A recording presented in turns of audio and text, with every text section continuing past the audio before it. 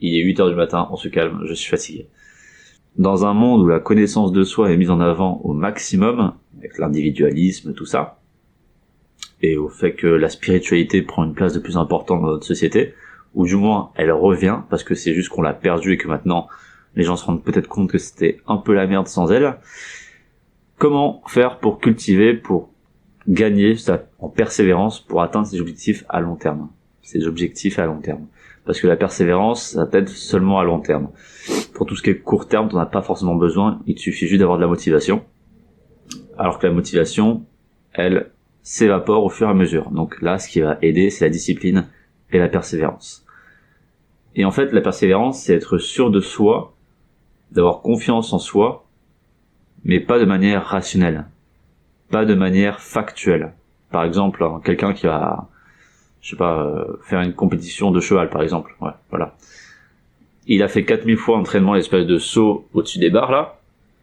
Du coup, factuellement, par son expérience, il va savoir qu'il peut réussir cette compétition. Après, est-ce qu'il sera meilleur que les autres, etc., il en sait rien, vu que le gars, il connaît pas les autres gars. Mais par contre, il a confiance en lui, de manière factuelle, parce qu'il a fait cet exercice encore et encore.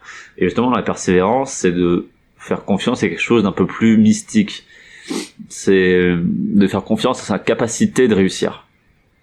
C'est un peu, ça tient à la même source que la discipline, qui est différente de la motivation. En gros, la motivation, c'est quelque chose qui arrivera à court terme, c'est quelque chose qui va réveiller en toi de l'émotion, donc ça va être émotionnel, et de cette émotion, tu vas la transformer vers une action pour atteindre tes objectifs. En général, tu es très motivé au début parce que tu es émotionnellement investi. Alors que la discipline, c'est beaucoup moins dans l'émotion. L'émotion s'en va, c'est comme tout, ça s'en va et ça revient. Donc voilà, tu peux être motivé au début, remotivé au milieu de parcours et peut-être motivé sur la dernière ligne droite, mais entre-temps, entre toutes ces motivations, tu vas devoir être discipliné. Donc tu vas devoir être persévérant. Et comment être persévérant quand on n'est pas émotionnellement investi? On pourrait être persévérant de manière rationnelle, se dire bon, ça prend du temps, si tu prépares bien ton projet, rationnellement ça peut le faire. Mais la persévérance, c'est encore autre chose, c'est, comme je disais, quelque chose d'un peu plus supérieur, c'est comme recevoir une loi divine. Bon, je crois, on va pas parler de religion, mais c'est quelque chose qui est supérieur dans ce sens-là. La discipline, c'est quoi? C'est l'absence de choix. En général, les gens ne sont pas disciplinés parce qu'ils se laissent le choix de faire autre chose. Ils se laissent le choix de regarder Netflix au lieu de travailler. Ils se laissent le choix de se branler au porno au lieu de s'abstenir pour aller draguer des filles. Ils se donnent le choix d'avoir des paquets de gâteaux dans leur placard alors qu'ils veulent maigrir plutôt que de ne pas acheter de gâteaux. Donc voilà, tout ça, c'est une question de choix. Et la discipline, c'est ça, c'est ne pas avoir le choix, donc être obligé un peu par force des choses de faire ce que tu vas faire parce que tu n'as pas le choix. Et la persévérance, c'est un peu ça aussi, ça va tenir de la même source, c'est quelque chose qui te pousse malgré que tu aies envie de céder à la tentation. Je vais prendre un exemple un peu plus concret. J'ai fait mon brevet, j'ai fait un CAP, puis un bac, puis une année de restauration de meubles, parce que j'étais ébéniste avant, et ensuite j'ai fait un BTS dans aménagement, finition, etc. quoi. En gros, j'ai eu plusieurs diplômes. Je suis en bac plus 2 là. Et j'ai toujours été un cancre. J'ai toujours été, enfin pas un cancre dans ce sens-là, mais dans le sens où je me suis toujours dit, de manière inconsciente, plus que consciente, faisons le minimum, ayons notre diplôme pour pas qu'on nous casse les couilles, et tout ira bien. En gros, le strict minimum. Et même si c'était la merde, genre je me rappelle mon bac, je l'ai passé, j'étais complètement bourré, parce que il y avait plusieurs épreuves dans le bac, sur plusieurs jours, comme tout le monde, et la première épreuve, je l'avais bien réussi, du coup avec mon meilleur ami, on s'était mis une caisse, on s'était pris une bouteille de vodka, alors que le lendemain j'avais une épreuve de dessin technique, le truc super pointu, super précis, et je suis arrivé là-bas, complètement bourré, quoi. J'ai eu envie de vomir tout le long, je faisais que de la merde. Ah, pour ceux qui connaissent ce bruit, vous savez ce que je fais dans la vie. Donc voilà, j'étais complètement bourré pendant tout le long, j'avais qu'une envie, c'était de vomir, de me barrer.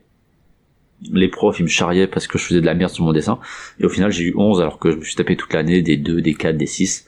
J'étais vraiment une brêle dans cette matière, quoi.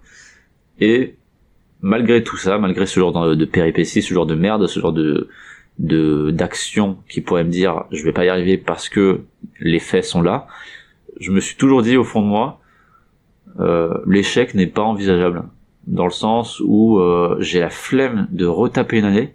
Du coup non, je me donne même pas l'idée, j'y pense même pas que je vais foirer mon brevet, que je vais foirer mon CAP, que je vais foirer mon bac ou mon BTS.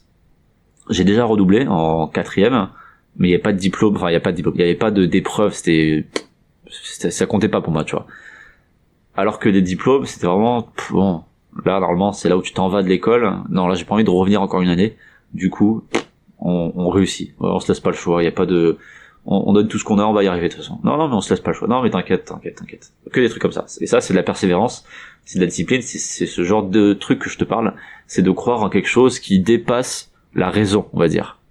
C'est ça, être persévérant. C'est être sûr en sa capacité de réussir. Même si factuellement, comme avec mon exemple des épreuves, on te dit que tu fais de la merde et que tu es nul.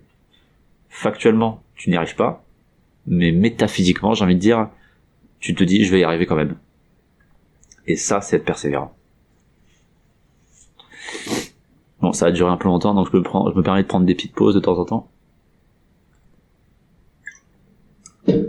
Et au final, enfin, on est au début, hein, les gars. C'est un peu comme le cliché du fou qu'on voit dans les films. Le cliché, le mec avec la bouche blanche, les cheveux comme ça. Un peu, je vais mettre une image, un peu comme le héros dans Tempête de boulettes géantes. Pour ceux qui l'ont vu, c'est un dessin animé extraordinaire, il est trop rigolo. J'adore ce type. Et en gros, c'est un peu ça le gars. Genre, c'est l'histoire d'un génie, tout simplement. Mais un vrai génie, hein, pas un mec qui est juste un peu plus intelligent. Le gars, il invente une machine pour transformer l'eau de la pluie afin de fabriquer de la bouffe. Voilà, ce genre de mec. Bon, après, c'est un dessin animé, mais tu vois le délire. Et en gros, vu que c'est un génie, c'est forcément quelqu'un qui est différent, donc quelqu'un qui est un peu marginal, donc quelqu'un qui est un peu rejeté par la société, et surtout à l'école, au collège, tout ça, où si t'es pas comme tout le monde, t'es pas dans la meute, t'es pas dans le clan, donc t'es forcément rejeté.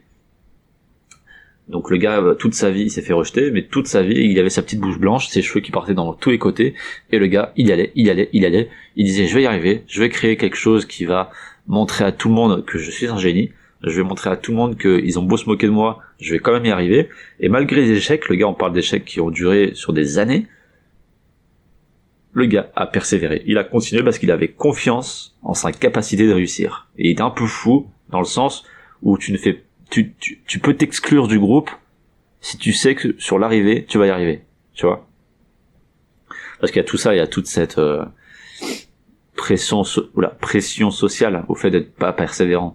Les gens qui sont trop passionnés, dans un monde comme le nôtre d'aujourd'hui, en France en tout cas, par rapport à mon expérience, les gens qui sont trop passionnés, ils vont vite être mis à l'écart.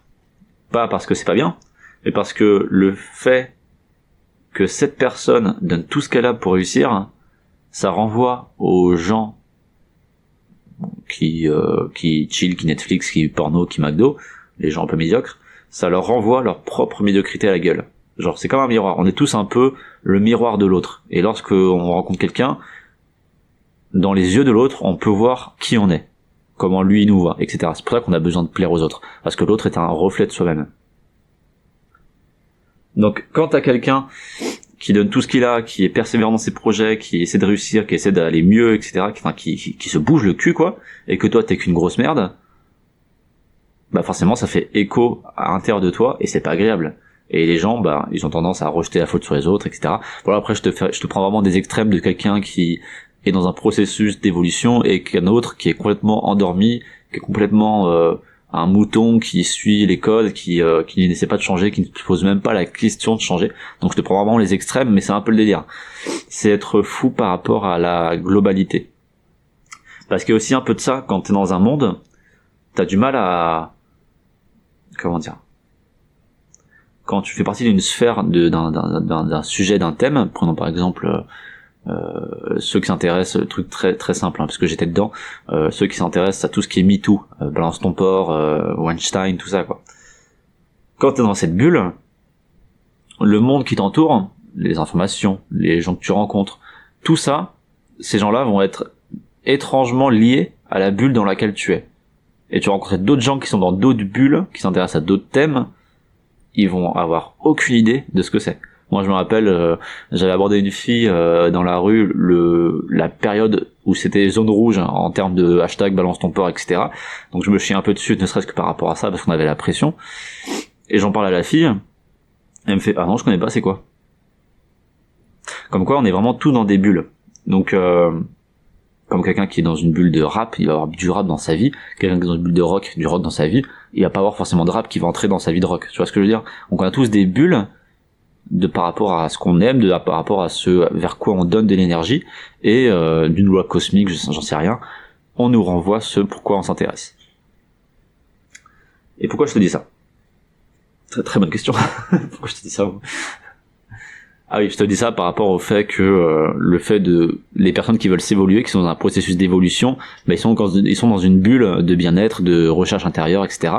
Et ils se rendent pas compte que beaucoup de gens, j'ai envie de dire la majorité, mais on m'a dit que je faisais trop de généralité, donc on va éviter de dire ça, une semi-majorité, on va dire qu'une semi-majorité sont quand même dans leur médiocrité, n'essaient pas d'évoluer, n'essaient pas de bouger, se contentent de ce qu'ils ont, arrêtent d'apprendre, ils vont aller sur Netflix, ils vont aller se branler au porno, ils vont aller se trouver une copine ou un copain dans leur cercle social, ils vont rester toute leur vie, ils vont pas se demander qu'il y a peut-être quelque chose d'autre, il y a peut-être d'autres rencontres à faire, ils vont pas s'ouvrir aux autres gens, ils vont rester dans leur bulle de cercle social, dans leur bulle, dans leur bulle. Et c'est un peu ça le truc, c'est que t'as beaucoup de gens, même si c'est pas une généralité, une semi-généralité de gens qui sont médiocres parce que ils sont enfermés dans leur illusion qu'ils sont satisfaits de leur vie. Damien 2019. Ok, ensuite. Donc voilà, il faut être fou pour être persévérant. Parce qu'il faut croire en sa capacité de réussir liée à une force supérieure que tu vas réussir malgré les échecs, malgré les obstacles. Donc il faut un peu crier, il faut un peu... pas chercher forcément à convaincre les gens, mais à force de cette folie, à force de cet entrain, à force de cet élan, les gens vont être convaincus par ton projet. Il y a l'exemple, j'en parlais avec Anine de Goodbye Comfort Zone, je l'ai interviewé, il y a plein d'interviews antérieures à cette vidéo, qui datent il y a 2-3 semaines, et en gros, en off, on parlait un petit peu, et il me disait, parce que lui son projet, je résume un petit peu pour les gens, son projet de base, à la base, à la source du truc, c'était de se faire un défi par jour qui le sortait de sa zone... Putain, je parle du nez à cause du pollen là, qui le sortait de sa zone de confort. Donc ça pouvait être faire une séance d'escalade, faire une séance de méditation alors qu'il a jamais médité, et tous ceux qui méditent savent qu'au début c'est très dur de se concentrer. Ça peut être, je sais pas, aborder quelqu'un dans la rue, ça peut être essayer une nouvelle recette de cuisine, ça peut être prendre des cours de photographie, voilà. Et au final, quand il faisait ça, il était toujours dans son CDI ou il est toujours en train de bosser quoi, dans sa boîte, et il a gardé secret ce truc pendant 6 mois je crois. Et au bout de 6 mois, quelqu'un s'est rendu compte qu'il faisait ça sur Instagram, donc forcément ça a tourné dans toute la boîte, et après les gens ils étaient en mode alors c'est quoi ton défi d'aujourd'hui, tu vas chez debout, enfin ils se foutaient de sa gueule tu vois, parce que le gars était un peu marginal vu qu'il était pas comme eux. Et c'est un peu ça le délire, faut être fou dans son délire. Et au final, putain, je me suis perdu dans mes mots là. Donc Anine était fou dans son projet, il y croyait, il savait que ça allait marcher. Et maintenant, après du recul, maintenant que le gars il sort un livre, maintenant que le gars il a sa boîte, qu'il a sa plateforme sur internet, qu'il vide son bordel, qu'il vide son business, maintenant qu'il a réussi, face à la médiocrité que les autres lui renvoyaient, ces mêmes autres viennent vers lui pour lui demander des conseils, pour être plus discipliné, pour réussir à sortir de sa zone de confort. Ils viennent même vers lui quand ils sont sortis de sa zone de confort pour leur dire t'as vu Anine, j'ai réussi moi aussi à sortir de ma petite zone. Et du coup t'as vraiment en termes de relation, tout s'est inversé quoi. Il le méprisait, il l'humiliait, il le prenait pour une merde parce que le gars il faisait quelque chose de marginal. Et maintenant qu'il a réussi, vu qu'il était fou, il les a convaincus par sa folie, par sa réussite, tu vois. Voilà, ça c'est dans ce terme-là qu'il faut être fou. Allez demander à celui qui a inventé l'électricité, à celui qui a inventé la bagnole, à celui qui a inventé n'importe quoi, à toutes les grosses révolutions, c'est des mecs qui ont bûché, qui ont échoué, et qui ont continué. Steve Jobs,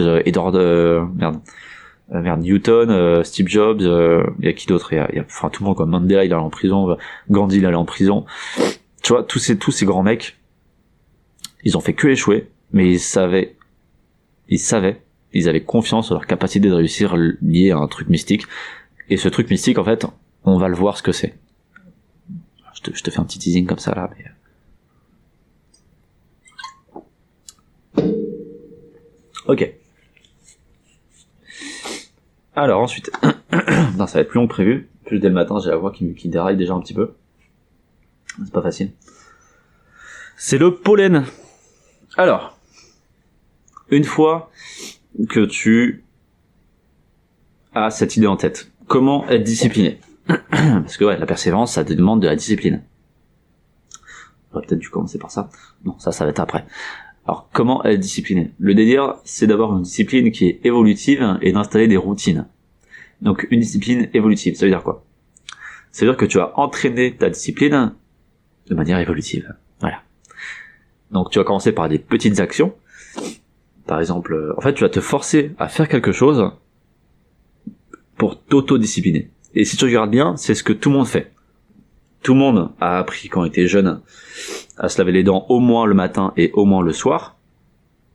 Et maintenant tu le fais parce que tu es discipliné. Parce que tes parents t'ont mis ça dans le crâne. T'as quoi d'autre? On t'a appris à arriver à l'heure au boulot. Donc majoritairement des gens arrivent à l'heure au boulot parce qu'ils sont disciplinés sur les horaires. Parce qu'on leur a appris qu'il fallait faire comme ça, etc. Donc là, tu vois, ça c'est des petites disciplines au final. Genre se brosser les dents, bon, ça prend 2 minutes. Arriver à l'heure au travail, bon bah tu règles bien ton réveil, tu règles bien ta matinée, ton petit déj, tout ça, et t'y vas, et voilà, ça demande pas un grand effort. Donc voilà, ça c'est des petites disciplines, mais qui sont vraiment installées en nous, et tu vas avoir du mal à changer. Genre si tu te dis je vais pas brosser les dents, le soir avant de me coucher, tu vas te sentir un peu sale, tu vas avoir une sensation désagréable dans la bouche, tu vas te dire putain j'ai manqué un truc là, tu vois. Et donc, comment tu peux travailler cette discipline évolutive? Donc, installer des petites disciplines. Par exemple, si tu as tendance à dire ouais aux gens, essaie de dire oui plutôt. Pareil, si tu as tendance à dire non, essaie de dire non. Tu vois, essaie de bien parler. Essaie de bien t'exprimer, même si ouais et non, c'est pas non plus mal vu. Mais ce que je veux dire, c'est que en fait, tu vas prendre un petit élément de ta vie et tu vas essayer de faire autre chose avec ça. Genre par exemple si t'écris non, ça c'est un exemple de merde ce que je vais dire. Par exemple si tu as un réflexe par exemple moi souvent je vais ouvrir la porte avec la main gauche. Bah essaie d'ouvrir la porte avec la main droite, même si c'est galère. Pareil, si tu coupes ta viande avec la main gauche, bah coupe ta viande avec la main droite. Quoi d'autre?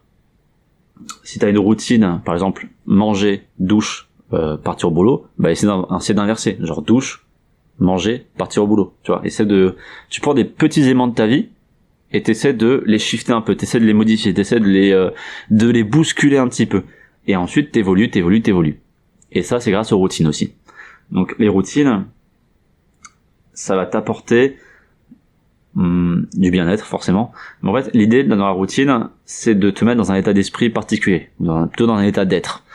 Parce qu'au final, quand t'es persévérant, il faut quand même avoir une bonne hygiène de vie. Parce que le mental va être toute la clé du truc. Et le mental, ça se travaille lié à ton hygiène de vie, avec ton hygiène de vie. Je commence à être fatigué. Alors, le but des routines, c'est de passer d'un état A à un état B. Donc l'état A, en général, là je parle des routines matinales principalement, mais ça peut être aussi les routines nocturnes. Donc on va prendre d'abord le matin. Pour les routines matinales, l'état A, ça va être je suis fatigué, je viens de me lever, je suis pas en forme, j'ai les yeux pas en face des trous, bref, j'ai la tête dans le cul, quoi. Et le cul dans les chaussettes, voilà, carrément. Et l'état B, c'est je suis réveillé, je suis prêt à prendre cette journée de pied pleine dents, de pied, je sais pas comment on dit. Bref, je suis motivé, quoi, je suis déterminé. Et les routines, justement, ça va te faire passer d'un état A à un état B. Parce que moi, je vois beaucoup de gens autour de moi qui sont dans un état A et qui vont au boulot dans un état A+. Tu vois ce que je veux dire? Genre, ils sont pas forcément spécialement réveillés, ils ont pas forcément shifté leur état d'esprit ou leur état d'être, ils sont juste un peu plus réveillés parce que bah ils viennent de se lever depuis une demi-heure, ils ont mangé, ils ont pris une douche, du coup leur corps est un peu stimulé, mais bon, c'est pas non plus la folie, quoi, ils y vont un peu en reculant. Et l'idée des routines, c'est justement de te faire passer d'un état à un autre. Donc pour le matin, ça va être d'un état un peu somnolent, un peu brouillard, à un état bien réveillé, où là t'es bien en forme. Donc ça peut être par une bonne alimentation, donc éviter, on va faire des gros basiques, hein, mais éviter tous les produits industriels, essayer de manger des fruits le matin, éviter tout ce qui est un peu addictif, comme le café. Je sais que là, le café, ça, tout le monde a quitté la vidéo là. Mais moi, je suis persuadé que c'est addictif le café. Je suis sûr qu'il y a des études qui disent ça. Bref. Ça peut être faire du sport. Donc là, je te demande pas de te bousiller le truc, de faire 1 heure de sport intensif, etc. Moi, tu vois, par exemple, tous les matins, j'ai une application qui s'appelle... je vais te le dire tout de suite. J'ai une application qui s'appelle 101 Fitness. Voilà, je peux pas... On peut la voir d'ici. On peut pas la voir. Bon, je sais pas, je te montrerai. Qui s'appelle 101 Fitness, et au final c'est des petits cours de sport, de remise, donc t'as de la remise en forme, t'as de la musculation, t'as du fitness pur, et c'est des petits cours qui durent entre 5, 10, 15 ou 20 minutes, et c'est à toi qui choisis. Donc fais un peu gaffe parce que les cours de 5 minutes en fait ils durent 10 minutes, les cours de 10 minutes ils durent 20 minutes, etc. quoi. Donc si tu veux faire que 10 minutes, prends le cours de 5 minutes. Et c'est que des petits cours comme ça de 5 minutes qui te permettent de te remettre en forme. Et moi c'est ça que je veux. C'est le matin, je veux pas forcément me dépasser, me bousiller, me transpirer, etc. Je veux juste passer d'un état A du corps qui est fatigué à un état B du corps qui est en forme, qui est prêt à affronter la journée. Donc, un peu de sport tous les matins, ça fait du bien, ça permet de te remettre en forme. T'as quoi aussi? T'as la douche froide, hein. Ça forcément, ça c'est un grand débat encore. Je vais vous mettre une vidéo en fiche où j'explique les bienfaits de la douche froide, pourquoi c'est important. Pas les bienfaits physiques ou psychologiques, mais les bienfaits sur la motivation et sur la discipline. Je vais vous dire tout ça. Mais dans une autre vidéo qui va s'afficher, sinon ça va être beaucoup trop long ici. Et ensuite, un truc qui est cool, bon moi je lis aussi un peu le matin, mais moi je me prends une grosse routine, tout le monde n'a pas forcément le temps, j'en suis conscient. Mais tu vois, manger, tout le monde le fait plus ou moins, donc essayer de manger quand même si on m'a dit que selon certains naturopathes, manger n'était pas bon parce que je sais pas quoi, blablabla. Mais moi je conseille quand même de manger. Même un peu léger, juste manger un petit truc. Donc un peu de sport, entre 5 et 10 minutes de sport, ça prend pas beaucoup de temps, tu te lèves 5 minutes plus tôt lieu de chiller devant la télé, et puis c'est bon. La douche froide, ça dure plus longtemps, vu que ta douche chaude en général elle est agréable, donc tu mets plus de temps, alors que la douche froide, ça va beaucoup plus vite, donc tu gagnes du temps justement grâce à la douche froide. Donc les 5 minutes que tu perds en douche chaude, tu peux les avoir tu peux les transformer en faisant du sport, grâce à la douche froide qui est plus courte. Et dernier petit point, la méditation. Donc moi je me fais 10 minutes de méditation par jour, mais pareil, tu peux en faire que 5. L'idée c'est vraiment encore une fois, de te mettre dans un état particulier où t'es dans un bien-être. Et juste 5 minutes, ça peut t'aider à avoir une meilleure journée. Ça peut tout changer dans ta journée. Juste 5 petites minutes de méditation. 5 petites minutes. Je pense que cette vidéo, elle fait déjà au moins un quart d'heure. Je sais pas, je vois pas d'ici. Mais 5 minutes, c'est rien du tout. Donc, essaye de mettre une routine qui te fait du bien. Là, je te donnais ma routine à moi, mais ça peut être autre chose. Ça peut être écrire, ça peut être faire, je sais qu'il y en a qui aiment beaucoup faire de l'art le matin pour se réveiller. Donc, de la peinture, du dessin, ce genre de choses. Moi, par exemple, aussi tous les matins, je fais ma vaisselle et je fais le ménage. Mon appart est pas immense non plus. On va dire que je range mon appart le matin quand je me lève. Déjà, ça me permet de bouger et ça me permet, c'est un peu la psychologie du rangement. Ton appartement reflète ton état d'esprit. Donc, si mon appartement est en ordre, ça va m'aider à être mieux en forme pour moi. Donc voilà, les routines, ça va te permettre de passer d'un état un peu brouillard à un état en forme. Et les routines nocturnes, pareil, ça t'a amené à un état où t'es réveillé, à un état prêt à dormir, et du coup tu vas avoir une meilleure nuit, et du coup tu auras tous les processus nocturnes tous les processus nocturnes qui seront mieux faits, qui t'apporteront de meilleures ressources, et tu seras plus en forme le lendemain. Donc tout bénef. Et du coup, tout ça accumulé, ça va t'apporter du bien-être sur la longueur. Ouais, tu vois, 28 minutes déjà. Ça va t'apporter du bien-être sur la longueur, et ça va t'aider à être persévérant.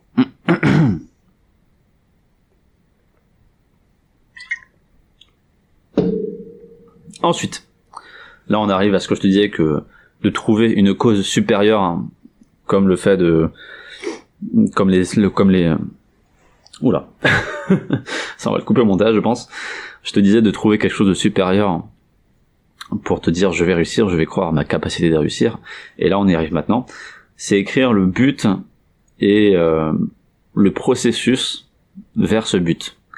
Par exemple, le but de créer Canapé Rouge, Bande Rouge, etc., c'est d'être libre, tu vois, par exemple. C'est d'être libre dans le sens où j'ai eu des expériences très négatives avec l'école, très négatives avec l'entrepreneuriat, très négatives avec le salariat. J'ai eu aussi des expériences négatives avec l'entrepreneuriat, mais beaucoup moins impactantes psychologiquement et que là ce que je fais maintenant tout seul, tu vois. Donc le truc à long terme, c'est vraiment l'indépendance financière, c'est de vivre de mon business, et au final c'est d'être libre, de pouvoir travailler où je veux. Genre là techniquement j'habite à Toulouse, mais tu vois je fais des vidéos, donc j'ai pas de boîte, j'ai pas de patron fixe. Donc si je veux, là demain je peux partir à Lyon, je peux partir je sais pas, au Canada, je peux partir en Thaïlande, il paraît que la Thaïlande c'est le repère des entrepreneurs français. Je peux partir au Japon, je peux partir à Pékin, j'en sais rien, je peux partir n'importe où, tant que j'ai mon matériel vidéo, parce que je fais des vidéos, tu vois, tout simplement. Et pareil, vu que je fais aussi du coaching, bah, je peux faire du coaching par Skype. Bon, je préfère le coaching en visu, en face à face, je veux dire. Donc forcément, là, je suis un peu plus limité en termes de déplacement, mais je peux très bien faire du coaching par Skype, il y en a qui font ça et qui en vivent, donc voilà, pourquoi pas, quoi. Donc voilà, ce que je veux dire, c'est que ça, c'est de trouver ton but, le vrai but derrière tout ça. Donc est-ce que c'est la liberté, est-ce que c'est juste l'argent, est-ce que tu peux avoir quoi comme but? Bah non, mais truc tout con, si ton but c'est de faire d'être champion de boxe par exemple, voilà, donc ton but c'est peut-être la reconnaissance, peut-être la renommée, la célébrité, enfin j'en sais rien, tu vois, mais trouver ton but, être sûr de ce but-là et être conscient du processus. Par exemple, moi mon but quand j'ai réussi mes examens, alors que techniquement factuellement on n'y croyait pas, mon but derrière tout ça, bah c'était un peu aussi cette liberté, parce que si je retournais si je redoublais, si je retapais une année, bah je retournais dans la prison qui était l'école actuelle. Même si c'était pour aller dans une autre prison, qui était le lycée ou qui était ensuite le BTS ou quoi. Mais ça j'y pensais pas, tu vois. Je me disais, le but, c'est de sortir de ce système pour aller vers autre chose. Même si c'est dans un autre système qui ressemble. Mais tu vois ce que je veux dire. C'est genre réussir mes diplômes pour être libre d'aller dans une autre prison. Mais je poussais pas la réflexion aussi loin. Mais le but derrière tout ça, c'était vraiment de sortir de ce collège, sortir de ce lycée, sortir de ce BTS. Et au final, tu vois, le BTS, je l'ai eu, et quand j'en suis sorti, bah j'ai monté mon entreprise, et maintenant je suis plus retourné à l'école depuis 3 ans.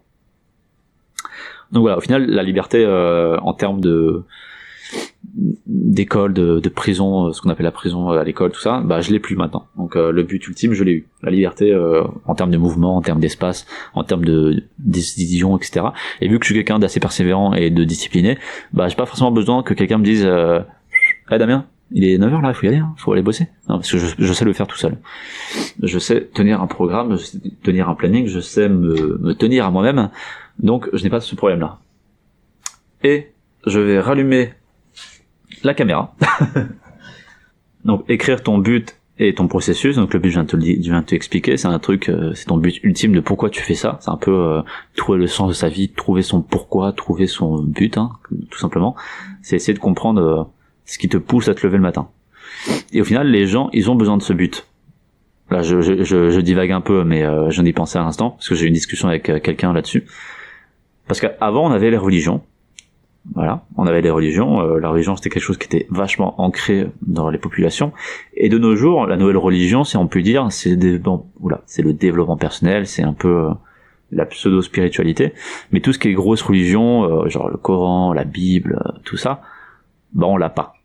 Enfin, moi je ne l'ai pas, et la plupart des gens ne l'ont pas.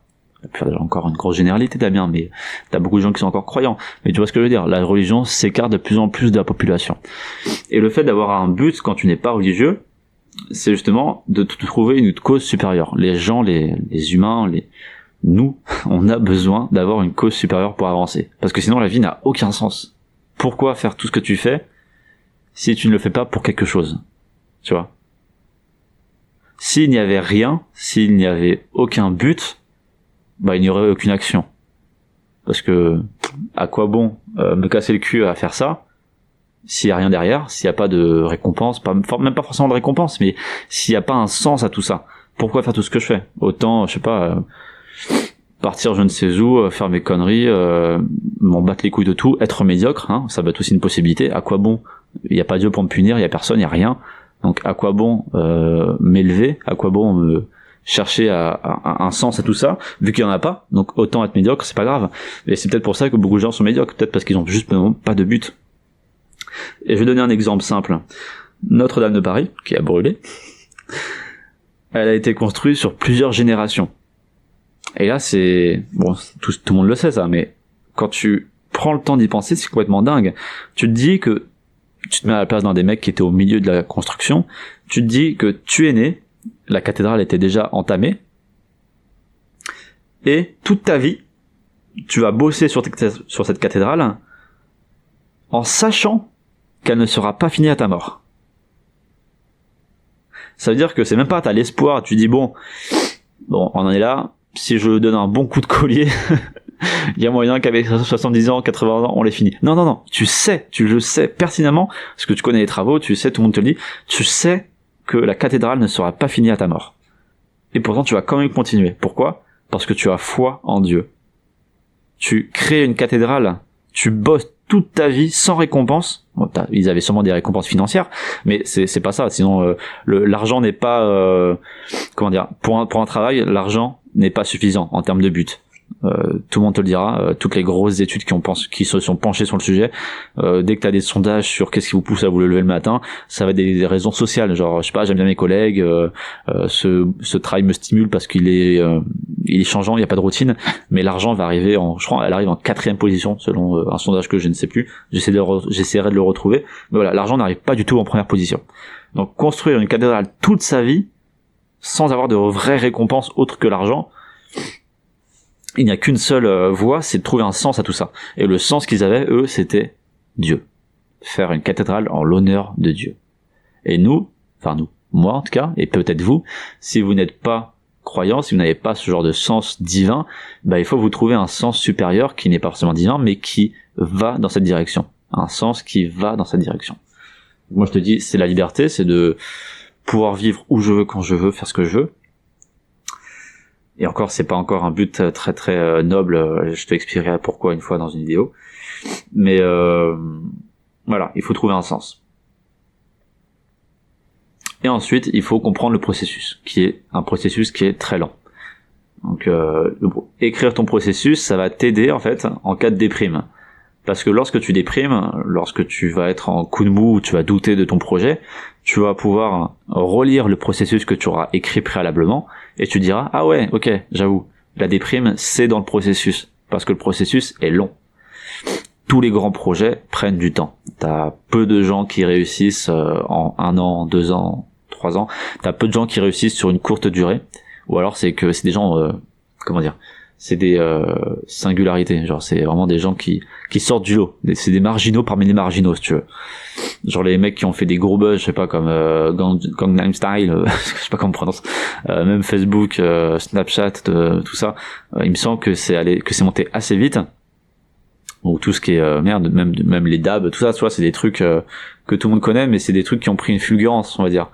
Les gros projets, bon encore je te parle du dab alors que je t'en parle de gros projets, donc ça n'a rien à voir, mais tu vois ce que je veux dire, les trucs qui marchent, on va dire, aux yeux du public, ça prend du temps. Ou alors les trucs comme ça, comme je te dis, dab, Snapchat, tout ça, c'est des fulgurances, mais ça arrive très peu. Soit t'as l'idée du siècle, et alors tout le monde se dit, ah oui, il a raison, soit tu creuses ton idée et tu la développes, c'est comme un tailleur de pierre, il a juste un gros bloc de pierre à la base, il prend son burin, son marteau, il enlève les gros morceaux, et après, au fur et à mesure que la sculpture prend forme, il fait des petits coups plus précis pour les angles un peu plus étroits, il ponce un peu plus le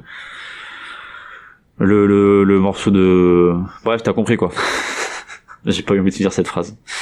T'as compris.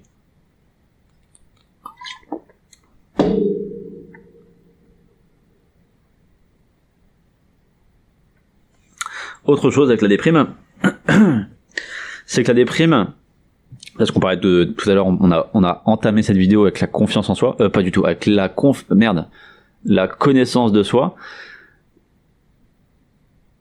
Et la déprime justement va t'aider à te connaître. Donc ce que je disais juste avant, la déprime, tu vas pouvoir relire ton processus que tu auras écrit préalablement pour pouvoir aller au-delà. Mais ce qui est important aussi, c'est de comprendre pourquoi la déprime est là. Donc souvent la déprime elle est là parce que tu doutes dans ton projet, parce que quelqu'un t'a fait une remarque qui t'a mis dans des insécurités. Et justement c'est ça qui va être intéressant, ça va être de prendre un espèce de café avec ta déprime. J'ai roté. Ça va être d'être en introspection et de dire ok, là maintenant tout de suite, il se passe un truc en moi. Là je me sens pas bien, là je déprime, là j'ai peur, là j'ai l'impression que tout le monde c'est des enculés, là je vois tout en noir. Là, je n'ai pas assez de recul sur la situation pour prendre les choses positivement. Qu'est-ce qui se passe? Et c'est un peu ça. La déprime, en fait, elle arrive jamais là par hasard, tu vois. Bon, après, t'as parfois tu peux avoir des coups de déprime, on va dire, environnementaux. Genre le nombre de déprimes augmente s'il fait moche dehors. Ça a été prouvé, tu vois, par exemple. Parce que les gens sont beaucoup plus influencés par l'environnement. Genre, oh, il fait moche, il fait triste, du coup, bah bon, c'est sûrement lié psychologiquement à une éducation ou à des croyances comme quoi quand c'est gris, c'est triste. Et quand c'est bleu et jaune, bah c'est cool. Mais tu vois ce que je veux dire. Genre, en dehors de ce genre de trucs un peu, de ce genre de shift un peu environnementaux, un peu inconscients, la plupart du temps, et là je peux faire une généralité, la plupart du temps, la déprime est source d'information et est source de bienfaits dans ton processus. Parce que tu vas pouvoir comprendre pourquoi elle déprime. La déprime va te révéler quelque chose sur toi-même, des insécurités, des pourquoi, des trucs comme ça. Et du coup, tu vas pouvoir prendre en compte les informations que la déprime t'a données pour pouvoir recalibrer ton processus et peut-être aller encore plus loin que ce que tu imaginais. Et ça, c'est important. Donc, prendre des cafés avec ta déprime. Et en fait, cette déprime, comme je disais à l'instant, ça va te permettre d'aller peut-être encore plus loin, mais ça va peut-être aussi te permettre d'essayer des choses qui sont différentes.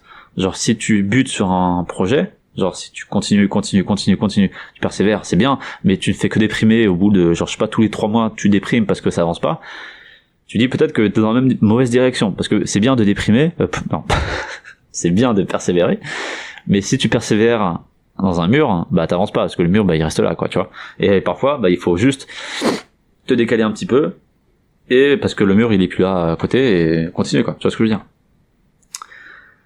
Parfois tu persévères alors que tu dois juste recalibrer. Et en fait, recalibrer, c'est aussi de la persévérance. Parce qu'en fait, c'est la prise de conscience que ton projet a atteint un point où tu dois soit continuer dans une mauvaise direction, soit bifurquer un petit peu pour revenir après sur ton objectif plus tard, mais bifurquer parce que là, bah, t'es face à un mur, ou là, t'es face à un obstacle ou face à une routine, ou face à quelque chose qui n'avance pas. Et en fait, la déprime, ça va aussi t'aider à te remettre en question pour pouvoir recalibrer ton projet. Et donc, il faut être ouvert au changement. Et ça, c'est un point vachement important dans la persévérance, c'est que on va avoir une idée principale d'un projet, et si ce projet, il part en couille, on aura l'impression d'échouer.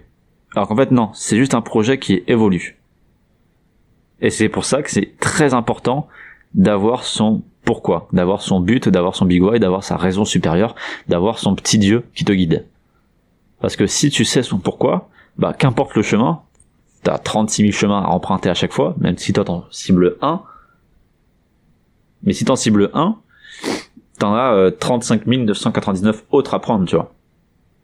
Et si ce chemin-là il marche pas, bah t'as l'opportunité d'en prendre d'autres. Donc ça aura peut-être rien à voir avec ce que t'as fait au début, mais l'important c'est de comprendre le pourquoi qui t'anime, parce que la persévérance, elle est pas dans ce projet-là précis, elle est dans le but qui t'anime. Donc le fait de comprendre son pourquoi, ça va te permettre d'ouvrir ton esprit aux d'autres opportunités et de pouvoir bifurquer. Je vais prendre un exemple tout con, bah Canapé Rouge, hein, tout simplement. Au tout début, donc sortie de BTS, comme je te disais tout à l'heure, au tout début, avec Gaël, pour ceux qui se rappellent de lui, on avait monté un site web qui était on va dire, dans les relations hommes-femmes. On interrogeait les femmes pour pouvoir comprendre les relations amoureuses et donner ses connaissances aux hommes qui étaient perdus. Donc voilà, ça c'était le projet de base. Et en fait, on avait une section, un onglet, une catégorie dans ce site qui s'appelait Canapé Rouge. C'est moi qui avais trouvé le nom.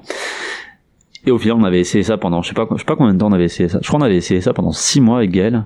Et à un moment donné, on s'était rendu compte que ça donnait rien, que c'était pas vraiment ce qu'on voulait en fait, que c'était plus un espèce de tremplin pour nous aider tous les deux, pour nous soutenir tous les deux à se lancer dans l'entrepreneuriat, parce que c'est quand même, on avait quoi du coup, 22 ans? Ouais, 22, 23, un truc comme ça.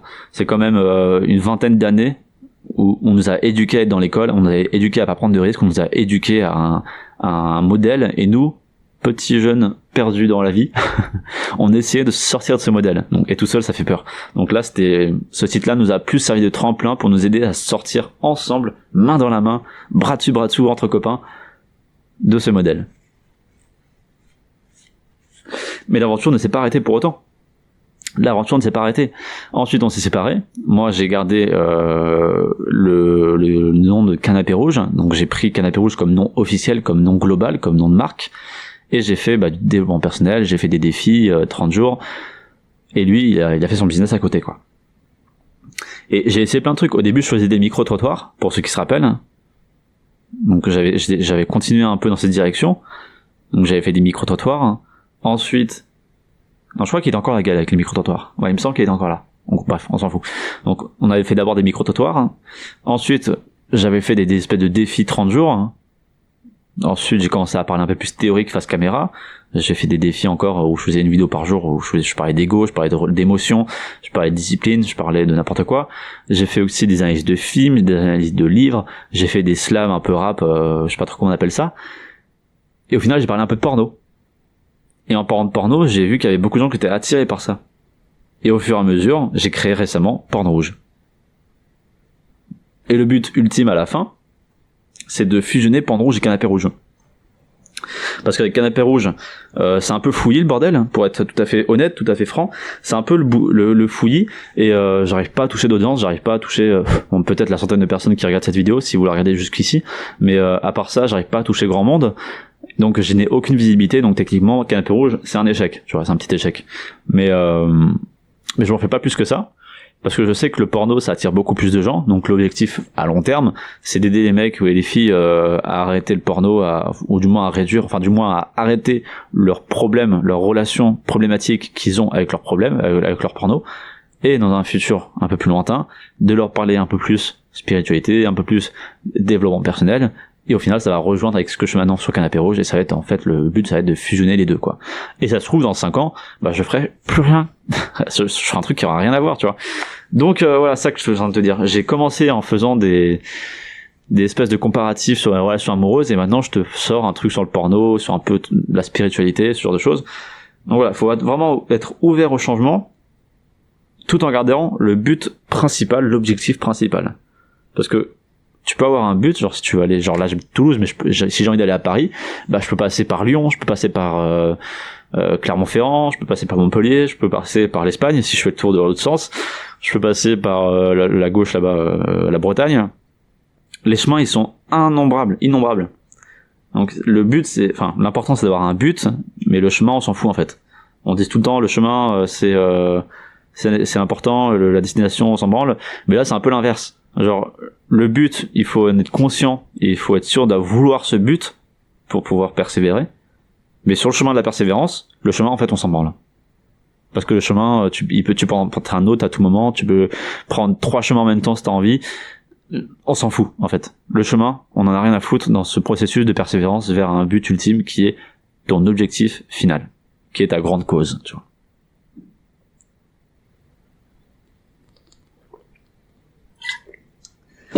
Ensuite, un truc qui peut, on va rentrer un peu plus dans les hacks, on va dire, pour persévérer.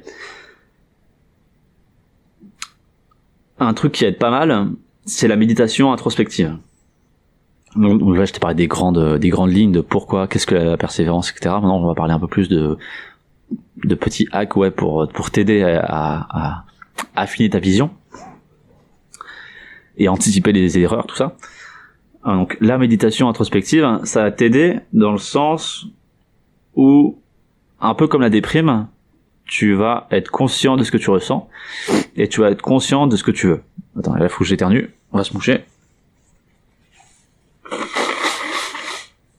Ah bah c'est authentique, hein. Batman. Donc la méditation introspective, ça va t'aider à te recentrer sur toi pour pouvoir comprendre ce que tu ressens, comprendre ce que tu veux vraiment. Parce que en fait, ça va être un vrai travail avec la solitude. Donc pareil, j'ai mis une fiche qui va arriver pour la solitude, pour te dire à quel point c'est important la solitude. Et le but de la méditation introspective, justement, ça va être de prendre conscience de ce que tu veux réellement. Ça va être de se poser avec soi-même et de se dire, ok, qu'est-ce que je veux dans la vie, de quoi j'ai peur, qu'est-ce qui m'affecte, etc. Et ça va être un truc qui va pouvoir t'aider tout au long du processus, quand t'es en moment de déprime, quand t'es en moment de joie, parce que c'est aussi cool de faire des espèces d'introspection quand ça marche, parce que tu peux te dire, ok, pourquoi ça marchait, et qu'est-ce que je ressens, est-ce que ça me va vraiment, est-ce que c'est vraiment ça que je veux. Ouais, c'est un peu, faut aussi profiter un peu du moment présent quand tu réussis, mais c'est bien aussi de se remettre en question de temps en temps. Et ensuite, la visualisation du futur, on va dire. Donc, et ça, c'est un peu lié à la méditation introspective. Ça va être un tout. En fait, le but, c'est, une fois que tu as ton objectif final, par exemple, je sais pas, tu te lances dans le poker pro. Voilà, ça c'est un bon exemple, ça. Tu te lances dans le poker pro et ton objectif c'est d'être le meilleur joueur de poker du monde. On va pas se faire chier, hein. Donc ton objectif c'est ça. Tu l'as en tête, tu l'as très bien. Donc tu vas t'entraîner, tu vas faire des petits concours, tu vas faire des tournois, je sais pas, tu vas miser beaucoup d'argent, j'en sais rien, tu vas t'es dans ton processus. Et ce genre de méditation introspective et de visualisation du futur, ça va t'aider à affiner ta vision de ce que tu veux vraiment. Donc le but global, c'est d'être champion du monde. Ok, très bien, ça on l'a.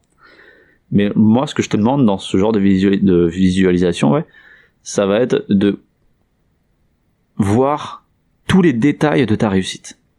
Par exemple, tu vas t'imaginer, les yeux fermés ou les yeux ouverts, bon c'est mieux les yeux fermés parce que ça t'as pas d'image de stimuli extérieur pour t'influencer. Genre une mouche qui passe, ça peut te déconcentrer, tu vois, par exemple. Donc ferme les yeux. Imagine toi dans la situation dans laquelle tu as réussi. Donc pour un joueur de poker, ça peut être s'imaginer en train de voir deux as alors qu'il y a déjà deux as sur le tapis, donc ça fait un carré d'as, donc le gars il a une putain de main. Donc tu vois, il peut s'imaginer être en finale et en train de remporter la victoire. Il peut s'imaginer sentir la texture du tapis vert. Il peut s'imaginer l'odeur des cartes. Et au final, il peut voir cette scène pour affiner sa vision. Et pour aller encore plus loin, affiner ta vision une fois que tu as réussi. Par exemple, pour le joueur de poker, ça va être parce que les joueurs de poker pro ils ont quand même beaucoup de blé, hein, donc donc ça peut être avoir un chiffre précis d'argent en tête quand tu auras réussi. Je sais pas, on va dire, je m'y connais pas du tout, mais on va dire le gars a 200 000 euros. Donc voir ton compte et voir 200 000 sur ton compte, tu vois. Imaginez une nouvelle maison que tu auras achetée, donc imaginez comment elle est, quel meuble, où, est-ce que tu as une vue sur l'océan, est-ce que c'est en forêt, combien de mètres carrés elle fait, tu vois, être le plus précis possible. Comment tu as décoré, est-ce que c'est sur des tons chauds, est-ce que c'est sur des tons froids, est-ce que tu as un vase là, une table là, bref, que sais-je, et est-ce que tu as une salle de poker dans ton appartement juste pour t'entraîner, est-ce que tu as une salle de méditation, est-ce que tu as une salle de sport, t'inventes tout ce que tu veux, mais vraiment faut être précis pour ce que tu veux vraiment. Est-ce que dans ta maison, dans ta réussite, tu es accompagné de ta copine actuelle, ou si tu n'as pas de copine, une copine future, comment elle est, est-ce qu'elle est blonde, est-ce qu'elle est brune, vraiment, prendre tous les aspects de ta vie liés à cette réussite, liés à ta réussite finale, et affiner ta vision le plus possible. Parce qu'au final, le cerveau, il est pas conscient. Tu vois. Genre notre raison, c'est un peu bizarre ce que je vais dire, parce que notre raison elle vient du cerveau. Notre raison est consciente, là je suis conscient que je suis en train de faire un podcast, tu vois, je vois la scène. En fait, c'est ça qui différencie l'humain de l'animal. Il est conscient de sa conscience, tu vois. Donc, je suis conscient que je suis en train de faire un podcast. Je suis conscient que j'ai un peu mal à la gorge parce qu'il y a le pollen et parce que je parle depuis 1 heure. Je suis conscient qu'il y a une caméra. Je suis conscient que je parle à des gens. Je suis conscient que, je sais pas, que je suis habillé, qu'il y a ça, que je suis conscient que je suis dans un processus de création. Et en fait, ton cerveau, lui, va être inconscient dans certaines choses. Bon, c'est très flou, je m'exprime assez mal là pour t'expliquer ça. Je reprends. Imaginons la fois où t'as fait un strike. La première fois de ta vie où t'as fait un strike. T'étais conscient de faire un strike, et ton inconscient, lié à cette réussite, t'a envoyé des émotions. Donc là, sûrement de l'excitation, de la joie, une euphorie. Bref, il t'a envoyé tout ça. Maintenant, si je te demande, actuellement, dans la position où t'es, donc t'es peut-être en train de m'écouter sur ton canapé, de ressentir les mêmes émotions que quand tu as eu ton strike, bah ça va pas être possible. Ou du moins ça va être compliqué, mais si je te demande ça comme ça de but en blanc, tu vas me dire bah non, c'est pas possible, je suis posé sur mon canapé en train de t'écouter. Non, j'ai pas l'euphorie, j'ai pas l'excitation, j'ai pas l'expérience réelle du truc, tu vois. Donc je ne peux pas vivre cette expérience d'euphorie, d'excitation et de joie. Et ouais, ok. Non mais t'auras raison. Sauf que ton cerveau, il est pas conscient des choses, tu vois. Genre en fait, quand t'as réussi à faire ton strike, ton côté conscient, il s'est dit putain, j'ai lancé ma boule, j'ai eu un strike, j'ai réussi, j'ai tout dégommé, donc enchaînement de pensée en mode je suis le meilleur, boum, excitation et euphorie et joie. Parce que tu as été conscient d'une action de réussite, donc le strike, qui t'a renvoyé des émotions, et ton inconscient s'est dit ah ok, il y a ça qui arrive, bon bah ok, bon moi je t'envoie des émotions aussi positives, excitation, etc. Maintenant, si tu veux essayer d'avoir des mêmes émotions de manière alors que t'es calme comme ça, de manière consciente, ton cerveau, vu qu'il a pas de stimuli extérieur lié à ta réussite comme le strike, il va se dire bah non, je t'envoie rien quoi. Et en fait, dans ce genre de but, de ce genre de méditation introspective, dans ce genre de visualisation, le but ça va vraiment être d'imaginer le plus possible les situations de réussite comme le strike pour pouvoir hacker ton inconscient, donc ton cerveau inconscient, pour lui dire si regarde, je suis en train d'imaginer, parce qu'en fait il fait pas la différence entre imagination et réalité. C'est ça que je disais quand il était inconscient. Voilà, j'aurais dû le dire dès le début en fait. Il fait pas la différence entre imagination et réalité. Donc lorsque tu lances un strike, il sait pas si c'est toi qui es en train de rêver par rapport à cette réussite qu'est le strike, ou si t'es vraiment en train de faire un strike. Mais dans tous les cas, il va t'envoyer de la joie, parce qu'il se dit bon bah strike, bon bah joie. Et imaginer une scène de réussite, ton inconscient qui ne fait pas la différence entre la réalité et l'imagination va se dire ok, bon bah réussite, bon bah je t'envoie de la joie. Et en fait, ça va programmer ton cerveau inconscient vers la réussite. Parce qu'il va se dire, bon bah le gars a réussi. Alors qu'en fait, t'as juste visualisé ta réussite. En fait, ça va déjà te mettre dans un processus de réussite où ton cerveau va être habitué à cette même réussite. Tu vois ce que je veux dire? Voilà, c'est tout simple. Enfin, c'est pas simple, mais c'est l'idée c'est ça.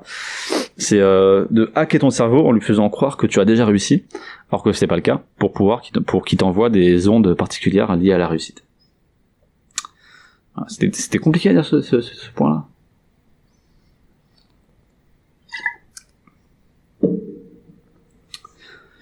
Et autre chose dans la méditation, donc là un peu moins introspective mais plus en fait, je te conseille deux sortes de méditation. Donc la méditation introspective visualisation où tu vas t'imaginer réussir pour pouvoir hacker ton cerveau. Et la méditation, comment dire, j'avais envie de dire pleine conscience, mais c'est pas vraiment ça, parce que la méditation pleine conscience dans laquelle dans laquelle elle est populaire, ça va être la méditation où tu vas, je sais pas, faire gaffe à chaque bruit, gaffe à chaque odeur, gaffe à chaque sensation. Et moi, c'est pas vraiment ça que je veux. C'est une méditation pleine conscience que je veux, mais dans le sens où tu vas t'ouvrir aux autres, à la vie. Donc là, c'est un peu abstrait comme ça, dit comme ça. Mais le but, ça va vraiment être de laisser passer les pensées, tout en essayant de pas penser à n'importe quoi, pour pouvoir accueillir les idées, en fait. Parce que par exemple, l'idée de ce podcast sur la persévérance, bah j'étais en train de déprimer. J'étais en train de méditer et l'idée m'est venue parce que j'étais dans une méditation d'ouverture. Alors on va l'appeler comme ça, une méditation d'ouverture. Donc là, est-ce que je pourrais t'expliquer comment faire pour entrer là-dedans? En fait, ouais. Ok. De toute façon, déjà toutes mes méditations, moi, elles se font en fin de routine. Donc ça veut dire après le sport et après la douche froide. Donc ça veut dire que je suis déjà dans un état d'éveil, on va dire, parce que je suis déjà dans ma routine où mon état de brouillard est passé dans un état où je suis en forme. Donc je suis déjà quand je fais mes méditations, je suis déjà dans un processus menant à une ouverture d'esprit. Donc ça peut être pas mal, ça peut être une idée pour une piste de réflexion, faire du sport, prendre des douches froides, enfin te mettre dans un état particulier et ensuite méditer dans cet état. Et après ouais, t'as vraiment une posture, pas en termes de trucs mais en termes d'état d'esprit, une posture où tu vas accueillir les idées. Donc tu vas les observer, pas pour pouvoir les oublier comme font beaucoup de méditations pleine consciente, mais justement pour pouvoir analyser, genre qu'est-ce qui me vient à l'esprit ça, ah ça, ok, oh putain c'est intéressant ça, oh, putain ça me donne une idée, mais ouais grave, et voilà. Et c'est comme ça que je suis né une vidéo comme celle-ci. Voilà, méditation introspective pour voir dans le futur. Oula. Ah putain, y a pas de pollen pourtant dans cet appart. Oh. Pardon. Donc méditation introspective pour voir ce que tu ressens. Méditation de visualisation pour pouvoir comprendre, enfin pouvoir affiner ta vision de ton objectif. Et méditation d'ouverture pour pouvoir trouver des idées. D'un point de vue maintenant un peu plus pratique, une fois que tu as ton objectif principal et que tu as bien affiné ta vision, tu vas établir un plan d'action étape par étape. Donc là, ça va juste te servir de plan, de carte, pour pas te perdre. Parce que si tu dis, on va essayer de prendre d'autres exemples à chaque fois pour diversifier. Si tu veux, par exemple, je sais pas, quelqu'un qui commande sa boîte là, monter son entreprise de dev. Voilà, parce que je sais que le dev, c'est pas de dev perso, hein, juste de développement web, tu vois, tout ce qui est codage, etc. J'ai plein de potes qui font ça. Bah, déjà, dans un premier temps, tu vas te former au dev, première étape, tu vois. Donc faire des formations de dev, peut-être faire des stages de dev, peut-être te renseigner, peut-être t'auto-former, peut-être acheter des formations en ligne, mais dans tous les cas, tu vas te former au dev. Ensuite, tu vas prendre des petites missions pour te faire la main, pour te faire les dents.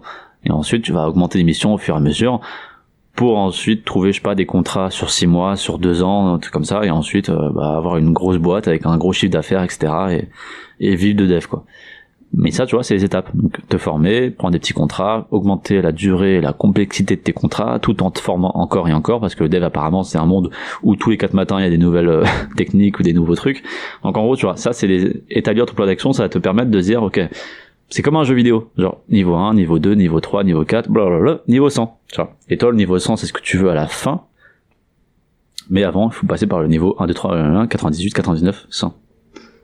Donc, établir un plan d'action pour ne pas être perdu, déjà, d'un premier temps, mais surtout pour ne pas être, surpris de la lenteur que ça peut prendre, surpris des épreuves que ça peut prendre, qui peuvent arriver, et sous l'eau quand il y a plusieurs choses que tu dois faire et que t'avais pas prévu, quoi.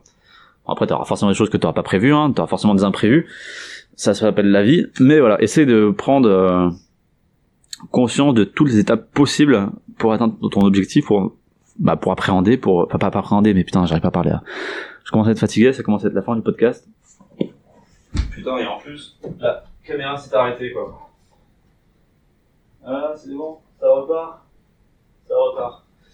Donc, établir étape par étape pour pouvoir t'as compris, quoi, putain. Pour pouvoir établir un plan d'action pour pouvoir c'est quoi le mot qui me manque là? T'as compris, c'est bon, t'es pas con, je m'adresse pas à n'importe qui de toute façon. Putain, ça me fait chier en fait. Pour pouvoir. Putain, en plus je suis sûr que tu l'as le mot devant ton écran, quoi. Appréhender, non, après c'est pas appréhender, merde. Anticiper, voilà, merci. Pour pouvoir anticiper ce qui pourrait arriver. Et dans un second plan d'anticipation, tu vas pouvoir aussi créer un tableau de défaites. Donc, imaginons pour le dev toujours. Non, on va prendre un autre exemple, un champion de boxe par exemple. Voilà. Je te dis, on va prendre des exemples différents à chaque fois. Pour un champion de boxe, les défaites possibles, ça va être de se faire casser la gueule parce que le gars s'est pas assez entraîné. Ça peut être, si le cours est loin ou s'il y a des intempéries ou des problèmes de d'arriver en retard en cours et de se faire virer par son coach. Ça peut être de se blesser. Ça peut être si la compétition est loin, d'avoir des problèmes de transport pour aller, du coup de pas pouvoir la faire. Donc voilà, si le gars, son objectif c'est d'être champion du monde de boxe taille, on va dire, par exemple, bah il va avoir étape par étape. Donc je sais pas, entraînement intensif, être le meilleur de son club déjà, ensuite le meilleur de sa ville, le meilleur de sa région, le meilleur de son pays, puis le meilleur d'Europe, et ensuite le meilleur du monde. Voilà, il va y avoir des étapes comme ça. Et dans son tableau des défaites, ça peut être tableau de défaites, me faire casser la gueule dans mon propre club, me faire casser la gueule dans un tournoi de France, me casser la gueule dans un tournoi d'Europe, et casser la gueule dans un tournoi du monde, tu vois. Tout ça, ça va être les étapes qui vont le mener à son parcours. En fait, le but de ça, en plus, anticiper, je l'avais écrit, quoi, merde. Ça va être d'anticiper ce qui pourrait t'arriver. Et dès qu'une merde t'arrive, si tu l'as écrit dans ton tableau, ça va te shifter l'esprit parce que ça pourrait être une petite case, comme si tu avais réussi quelque chose, tu vois. Parce qu'en fait, t'as réussi à anticiper ce qui pourrait arriver. Donc déjà, dans un premier temps, t'es moins impacté, moins affecté par ce qui peut t'arriver. Mais dans un second temps, le fait de cocher une sorte de case, ça va shifter ton cerveau et ça va enclencher le processus de récompense alors que c'est une mauvaise nouvelle à la base. Du coup, tu vas pouvoir hacker ton cerveau, tu vois, tu vas pouvoir retourner la situation. C'est un peu quand tu fais un programme de régime, par exemple. Ah, les exemples, ils fusent, mon gars, c'est la folie. quand tu prends quand tu entreprends un régime, genre je sais pas sur 20 jours, hein, bah chaque jour tu auras des cases t'auras 20 cases du coup, et tu vas cocher chaque jour où tu auras tenu ton régime. Et là le but c'est pareil, c'est dès que tu auras échoué mais que tu auras anticipé cet échec, tu pourras cocher et te faire croire à ton cerveau inconscient que c'est une réussite. Donc ouais, c'est un petit hack qui marche pas mal ça. Ensuite, un truc qui est lié au moral, bon, encore une fois, on en a parlé, je vais pas trop détailler là-dessus, parce qu'on en a parlé quasiment tout le long du podcast vidéo, mais c'est de se connaître pour le moral. Pour avoir un moral d'acier, le mieux à faire, c'est de se connaître. Donc là, forcément, ça va être de l'introspection, ça va être de prendre des cafés avec sa déprime, ça va être d'avoir des routines pour merde. Des routines, putain, mais je perds mes mots, quoi, c'est affolant, quoi, je suis nul. Ça aussi, tu vois, par exemple, le langage a une grande importance dans la réussite. Dire je suis nul, bah ça va jouer sur ton inconscient, et ton inconscient il va se dire ah t'es nul, ah bah ok t'es nul, bon je t'envoie des trucs de nullité. J'en parlerai plus profondément dans une future vidéo, mais faire gaffe à ce qu'on dit de soi-même aussi. Faire gaffe à ce qu'on dit de soi-même et faire gaffe à l'entourage que tu as autour de toi. Très important l'entourage. Bref, voilà, donc avoir des routines, ça te permet de changer d'un état à un autre état. Et donc pour se connaître, ce que je t'encourage à faire, c'est de créer ce que j'appelle des protocoles. Je les ai pas loin de chez moi. Les protocoles, j'arrive. Ah ouais, mais on voit rien ici, c'est à l'envers. C'est à l'envers, je suis un peu babette. Alors, je te les enverrai, de toute façon je te les afficherai là. Donc des protocoles up et des protocoles down, donc un protocole up et un protocole down. Le but de ces protocoles, ça va être de mettre sur papier le processus interne que tu as. Donc on a tous un processus personnel, donc on a tous des trucs qui nous font tomber. Par exemple, si quelqu'un vient te dire « Putain, toi t'es vraiment qu'une grosse merde, t'as jamais réussi de ta vie, tu réussiras jamais de ta vie », si t'es détaché du truc, tu peux dire « Si tu veux, vas-y, parle dans ta vie, parle dans ton coin, moi je fais mon business », mais si ça a fait un espèce d'écho à quelque chose qu'on t'a dit dans ton passé, ça peut créer des insécurités, enfin du tout, faire remonter des insécurités, et ça peut te miner le moral. Donc c'est important de se connaître pour pouvoir se protéger. Donc, t'as un protocole up. Le protocole up, c'est quand tu es en bas. Quand tu es en train de déprimer, quand tu es en train de passer un mauvais moment, quand tes insécurités, quand tes peurs sont là. Bon, encore une fois, je te dis, prendre un café avec sa déprime, c'est bien, mais parfois t'as des trucs qui sont juste liés à, un mauvais environnement ou à un relâché de ta part de vigilance, d'évolution, tu vois. Parce que là, tout à l'heure, je disais que les gens sont médiocres, mais on n'est pas non plus des robots. La vie est faite de chaos, donc il faut pas forcément se culpabiliser de faire un peu de la merde de temps en temps, tu vois. Moi, ça m'arrive assez souvent. Assez souvent, ça m'arrive quoi. Ça doit m'arriver une fois par mois ou une fois tous les 2 mois quand je suis à fond dans un projet, par exemple, de prendre un jour ou deux et de faire que regarder la télé ou que regarder, enfin, j'ai pas de télé, mais ordinateur, tout ça, des séries, tout comme ça. Donc, ça peut m'arriver de glander pendant 2-3 jours, quoi, tu vois. Mais il faut pas faire gaffe, faut pas faire attention, t'as besoin forcément de temps en temps de relâcher, de souffler. Ça fait du bien, le vent, là, comme ça. Faut pas non plus culpabiliser, être une machine robotique de détermination et de discipline, faut apprendre à souffler. Donc le protocole up, c'est quand t'es en bas et que t'as envie de remonter. Donc moi j'étais en ligne de 3, de toute façon tu l'auras affiché là. Ça va être par exemple manger, bouger, donc faire du sport, prendre le soleil quand t'es trop enfermé chez toi, voir du monde, méditer, est-ce que tu manges de la merde, est-ce que tu manges correctement, en fait ça va être que des petites questions pour te dire ok t'es pas bien, mais est-ce que tu t'entretiens? Est-ce que tu fais en sorte d'aller bien, tu vois? Et genre, si je réponds non à une de ces questions, je fais ah ouais, mais aussi c'est pour ça, je fais que glander, je fais que bouffer de la merde, je fais que me lever à midi, c'est normal que je suis pas bien, parce que je m'entretiens pas, tu vois. Et il y a plein de gens comme ça, les gens médiocres, même les gens qui sont dans une médiocrité passagère comme je le fais de temps en temps, ils se plaignent de pas aller bien, alors qu'ils font tout pour aller mal, tu vois. Et c'est un peu ça le délire. Donc créer des protocoles pour se dire, pour avoir une espèce de recette miracle, genre putain mon gâteau au chocolat il est pas bon, bah t'as mis du chocolat dedans? Non. Ah bah voilà, faut mettre du chocolat dans ton gâteau au chocolat, sinon on n'a pas de goût de chocolat, sinon c'est juste un gâteau, tu vois. Ah ouais, pas con, tu vois, ce genre d'exemple un peu con, mais ça va être de te poser des questions pour te dire ah ouais mais en fait j'ai pas fait ça, donc c'est pour ça que je vais pas bien parce que après faut pas être non plus binaire. Si par exemple tu viens de perdre ta sœur dans un accident de voiture, t'es pas bien, bah oui, c'est pas en buvant de l'eau que ça va aller mieux forcément.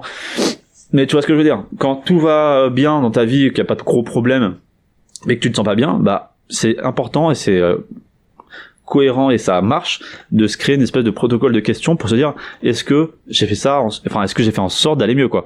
Et si c'est pas le cas, bah tu dis tu prends chaque question et tu dis ah ok bah j'ai pas fait ça, bon bah je vais faire ça et voilà quoi. Ok. Et protocole d'armes, donc ça va être plus un protocole préventif, hein. Je reprends. Ça va être plus un protocole préventif, ça va être le genre de protocole où quand t'es dans un processus d'évolution et quand t'es dans un rythme, on va dire effréné, j'aime bien dire ce mot, quand t'es dans un rythme assez vif, t'as pas forcément envie de glander plusieurs jours et tu dis bon là il faut pas que je lâche, faut que je sois discipliné, faut que je sois persévérant, on va se mettre en sorte de ne pas chuter, de ne pas tomber. Et le protocole d'armes, c'est justement des trucs préventifs qui vont te faire empêcher de tomber. Donc par exemple manger de la merde, rester enfermé, trop forcé, genre si tu bosses pendant 3 semaines à fond et que tu prends aucune pause, à un moment donné ton cerveau il va dire oh calme-toi là, et là tu peux craquer. Donc faut prendre de temps en temps des petites pauses.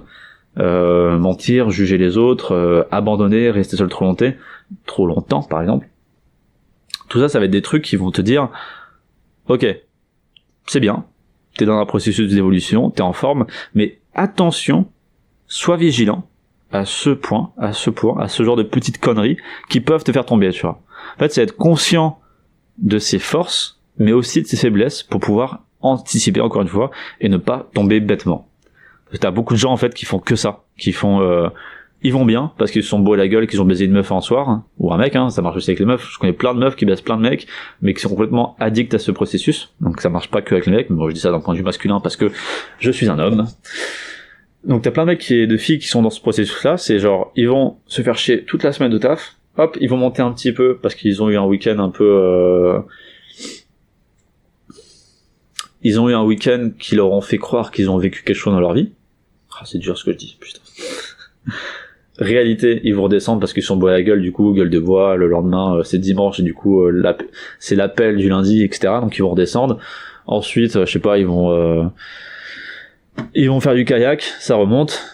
Mais ils se rendent compte après qu'ils vont être devant Netflix, enfin ils se rendent pas compte mais ils vont revenir vers Netflix, du coup ils vont revenir vers leur médiocrité.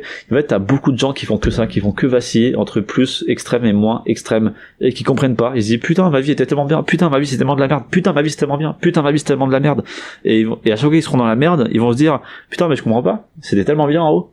Et une fois qu'ils seront en haut, je serai ouais trop cool, je vais pas penser en bas, vu que je suis en haut, bah ça va forcément rester bien. Sauf que non, la vie c'est un équilibre, encore une fois, je te le dis plein de fois, je te le redis, je te le répète, je veux que tu te tatoues ça sur le front. La vie c'est un équilibre, donc quand t'es en haut, forcément, à un moment donné, tu vas redescendre. T'es pas obligé d'aller en bas, mais tu vas forcément redescendre vers un état de stabilité. Donc les gens, ils oscillent entre plus extrême et moins extrême, sans forcément à se dire, une fois qu'ils sont en haut, qu'est-ce qui pourrait me faire retomber ? Alors que tu vas forcément retomber, mais tu vas retomber vers une stabilité, tu vas pas retomber forcément vers un... Et ça sert à ça le protocole d'Arn, ça va être de retomber en douceur vers un état de stabilité une fois que t'es dans un état de joie, d'euphorie, etc. Mais non, les gens ils n'ont pas ce processus de travail, de conscience intérieure, donc ils se laissent aller, et ils sont un peu dépendants de leur pulsion, dépendants de leur état extrême. Et c'est pas bien. Donc protocole up et down, on arrive vers la fin gentiment. Ensuite, un point important, comment persévérer quand tu as peur ? Comment persévérer quand tu as peur ? Ça peut être peur de l'échec, ça peut être peur de réussir, ça c'est les deux plus grosses peurs qui sont intimement liées quand même. T'as beaucoup de gens qui entreprennent mais qui ont peur de la victoire, parce qu'ils sont pas habitués à gagner, du coup ils vont s'auto-saboter inconsciemment. Il y a cette célèbre histoire, les Huns, tout le monde connaît l'armée des Huns, qui ont fait des ravages dans toute l'Europe, et au dernier moment, genre, je sais pas si c'est les Huns ou si c'est une autre armée barbare, bon, on va dire que c'est les Huns, et ceux qui me corrigeront, bah ils me corrigeront. Bah, les Huns sont arrivés devant Rome. Non, Rome c'était la dernière, même Spartacus, hein. Non, Spartacus c'est un très mauvais exemple. On reprend les Huns. Donc les Huns ont bousillé toute l'Europe, ils sont allés vers Rome, qui était à ce moment-là la dernière grande force, vu que Rome dominait le monde à ce moment, ils sont arrivés vers Rome. Ils pouvaient prendre Rome, ils pouvaient la déglinguer et prendre le contrôle du monde. Mais ils se sont dit, bon, je sais pas s'ils ont dit ça comme ça, mais en gros c'est ce qui s'est passé. Ils se sont dit, ok, bon bah là ils sont à nos pieds, on a gagné, on rentre à la maison. Ils ont pas bouillave, ils sont pas allés tuer tous les Romains, et ils se sont dit, bon bah là, on leur a bien montré qu'on leur a cassé la gueule, on va les humilier, on va les laisser dans leur coin, on retourne au bercail. Sauf que les Romains, eux, ils se sont reformés, ils se sont reconstruits, et petit à petit, vu que les Huns, qui étaient une armée, se sont séparés, sont retournés chacun dans leur village, les Romains ont pris chaque village, et ont détruit chaque petit clan des Huns, pour pouvoir, petit à petit, détruire tous les Huns. Voilà. Et ça, c'est un bel exemple de quelqu'un qui a fui la réussite totale, qui était la conquête du monde par la destruction de Rome, pour pouvoir au final se faire détruire par son propre choix, qui était de ne pas conquérir Rome. Et en fait, quand on a peur, on va avoir du mal à persévérer. Cette peur, parce que les peurs profondes, c'est quelque chose qui sont très très dures à maîtriser. Mais l'important, ça va être, comme la déprime, ça va être de comprendre sa peur, d'avoir peur et d'essayer de rationaliser ça. Parce qu'une fois que tu rationalises tes peurs, ça devient tellement incohérent que la peur s'en va. Parce que tu prends conscience de cette peur, tu vois. Et en fait, la peur, en général, quand tu as peur, tu perds conscience de la situation, tu n'as plus de recul sur la situation parce que tu es pris dans l'émotion. Et le fait de rationaliser ta peur, ça va te sortir de l'émotion, de pouvoir prendre du recul, de pouvoir te mettre dans un point de vue extérieur et de observer ce qui se passe et te dire, ah ouais, mais en fait, c'est débile pourquoi j'ai peur, ça sert à rien que j'ai peur. Je m'étais lancé un défi en février dernier, ou en février 2018, ouais, il me semble, qui s'appelait The Big Why, le grand pourquoi. Et à la base, et pas à la base d'ailleurs, c'est ça le défi. Le défi, c'était de se demander pourquoi, tout au long de la journée pendant un mois. Pourquoi je me lève le matin? Pourquoi je mange ça plutôt que ça? Pourquoi je m'habille comme ça? Bon, ça peut être débile comme question, mais pourquoi je m'habille comme ça, par exemple, c'est un bel exemple. Est-ce que je m'habille comme ça pour le confort, parce que je me sens bien dans mes fringues, ou pour plaire aux autres que je vais voir dans un quart d'heure quand je sortirai dehors? Tu vois? Et c'est que des questions comme ça que je me posais toute la journée pendant un mois. Et au final, quand je voulais, par exemple, quand j'étais dans un bar, et qu'il y avait une jolie demoiselle que je voulais à qui parler, bah j'avais peur forcément, parce qu'on nous apprend à avoir peur, on est éduqué à la peur, et puis c'est dans nos gènes la peur. Je pourrais être pas sur cette chaîne, peut-être sur la chaîne Porn Rouge, mais en gros voilà, la peur c'est quelque chose qui est assez ancré en nous, et je me suis dit putain, pourquoi j'ai peur? J'ai peur pour me faire rejeter, mais pourquoi j'ai peur de me faire rejeter? J'ai peur de me faire humilier. Ouais, mais les gens ils sont pas méchants, ils sont pas cons, ils vont pas me faire. J'ai peur en fait qu'on me fasse ouh, il a parlé à une fille, mais les gens ils vont pas faire ça, ils sont pas débiles, les gens sont civilisés. Donc cette peur elle est complètement infondée. Et tu vois, au bout de 2-3 minutes de questionnement intérieur de pourquoi j'ai peur, bah la peur était complètement envolée, parce qu'en fait elle avait plus aucun sens. Et du coup après je fais parler à cette fille et ça s'est très bien passé. En fait c'est un peu ça. La peur c'est, vois ça comme un enfant qui fait de la merde. Et un enfant quand il fait de la merde et que tu essaies de le raisonner, c'est un mauvais exemple. Très très mauvais exemple. Un enfant qui fait de la merde et qui essaie de raisonner, il va encore plus faire de la merde. Mais c'est un peu ce que je veux dire, c'est genre, faut voir la peur comme quelque chose de primitif, hein, qui a pas forcément une grande intelligence sur les choses et sur le monde.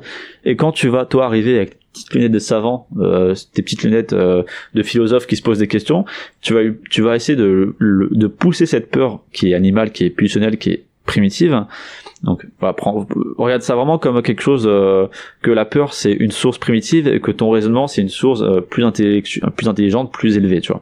Donc la source plus élevée va voir la source primitive et va dire pourquoi tu fais ça, quel est ton but, est-ce que tu as pensé à ça et ça et ça. Et vu que la source est primitive, elle va avoir des réponses limitées. Et forcément, à un moment donné, à force de se poser des questions, à force de se dire pourquoi j'ai peur, pourquoi, qu'est-ce que ça m'apporte, qu'est-ce que ça m'avance, est-ce que ça m'apporte une récompense interne, est-ce que ça m'apporte une récompense détournée, qu'est-ce que ça fait, pourquoi, à un moment donné tu vas pousser la peur dans ses retranchements, donc la force primitive dans ses retranchements, et à un moment donné forcément elle aura plus de matériel pour te répondre, et quand elle n'aura plus de matériel pour te répondre, t'auras gagné. C'est comme un concours de clash. Quand quelqu'un clash assez fort une autre personne, cette personne va tellement être démunie parce qu'elle n'aura plus rien à dire qu'elle va se taire. Bon, c'est pas un exemple très cool à prendre, mais je prends l'exemple du trolling par exemple sur internet. Le but du trolling de base, c'est de gagner le troll. Donc c'est quand l'autre arrête de parler. Et c'est un peu ça le délire. Quand la peur n'a plus rien à dire, c'est que tu l'as battu par ton raisonnement. Et au final c'est ça, c'est comprendre la peur, raisonner ta peur pour pouvoir lui enlever l'effet qu'elle a sur toi, enlever l'attachement que tu peux avoir avec cette peur. Parce qu'au final quand tu regardes bien, la peur c'est quoi? c'est le reflet d'un besoin. Genre, si tu as peur, comme je disais dans mon exemple juste avant, si tu as peur de parler à une fille, le besoin derrière tout ça, ça va sûrement être le besoin de reconnaissance ou le besoin de validation. Si t'as pas peur d'être validé, si t'as pas besoin d'être validé par la fille, ou si t'as pas besoin qu'on dise c'est bien ce que t'as fait, t'auras pas peur, parce que tu le feras, parce que t'as un réel intérêt pour la fille, tu le feras, mais sans penser au regard extérieur, tu vois. Tu le feras parce que tu sais que t'as envie de le faire. Et t'auras pas peur parce que blablabla, parce que t'as besoin de validation, parce que t'as besoin extérieur, blablabla, tu vois. Je vois. Réfléchis à ça. Et que ça soit la peur de l'échec, la peur de réussir, n'importe quelle peur, quand t'es dans un processus d'évolution, quand t'es dans un processus de construire un projet, la peur, toujours, est le reflet d'un manque, ou d'un besoin, d'un vide, appelle ça comme tu veux, mais c'est toujours le reflet de quelque chose. Et comprendre cette peur, rationaliser cette peur, ça va te permettre de mettre le doigt là où ça fait mal. De mettre le doigt sur ce que tu as besoin, sur ce qui te manque, pour pouvoir comprendre ce qui te bloque et ce qui t'empêche d'avancer. Donc en fait, comprendre ta peur, ça va t'aider, en prenant conscience de ce qui t'empêche d'avancer, à avancer. Et une dernière chose pour clôturer on arrive à la fin. Une dernière chose pour clôturer on arrive à la fin, on arrive à l'avant-dernière fin en vérité. Pour clôturer ce podcast vidéo sur la persévérance, c'est la présence de l'échec. Parce qu'on va te dire, ok c'est bien de persévérer, mais à un moment donné, si tu échoues, bah tu vas pas persévérer dans l'échec. Et tu auras raison. Mais il faut déjà se poser la question de qu'est-ce que réellement l'échec. L'échec, est-ce que c'est rater un projet ? Est-ce que c'est prendre un chemin détourné de ton projet principal ?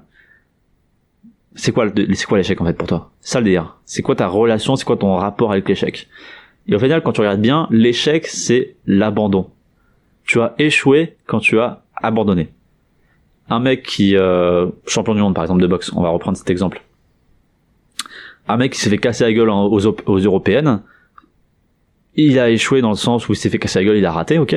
Mais si 10 ans plus tard, au fur et à mesure d'entraînement, etc., il est réellement champion du monde parce qu'il a pris conscience de son échec, il a pris conscience qu'il s'était trop peu entraîné et qu'il s'est entraîné du coup 2 fois plus et que maintenant il est devenu champion du monde. Bon, au final, il a réussi son objectif, donc il a pas échoué, tu vois. Il a échoué dans le processus, il a échoué à une étape, mais il a pas échoué dans le but. Et c'est ça la différence qu'il faut prendre. C'est est-ce que tu échoues sur un élément de ta réussite ou est-ce que tu échoues dans le but ultime de ta réussite ? Si tu as ton but ultime qui est par exemple comme je disais tout à l'heure d'être libre ou d'être indépendant financier ou d'être d'avoir plein de conseils autour de toi ou d'avoir plein de thunes, etc.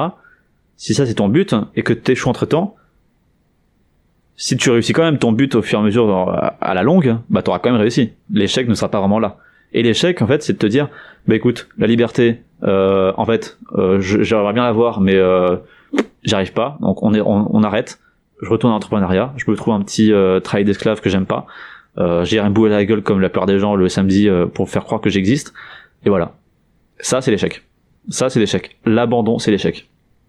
Je connais plein de gens qui sont en salariat et qui sont heureux, tu vois. Là je te parle de mon expérience à moi, mais c'est pas parce que c'est pas leur but d'être indépendant.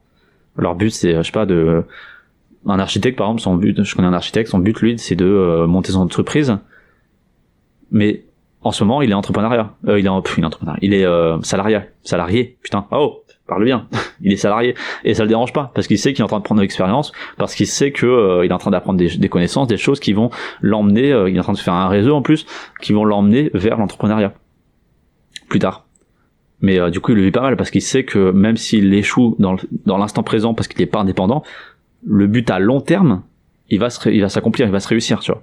Et c'est ça, c'est l'échec à long terme, c'est celui-là qu'il faut voir. Si tu échoues à court terme, c'est pas grave. C'est l'échec à long terme qui est important. Et j'ai même envie de te dire que l'échec à court terme, il est constamment présent. Quand quelqu'un réussit, je sais plus qui c'est qui disait ça, c'est une citation, c'est pas de moi, hein. Quand quelqu'un réussit, il raconte ses défaites. Parce que quelqu'un qui a réussi, c'est quelqu'un qui a enchaîné les défaites jusqu'à réussir.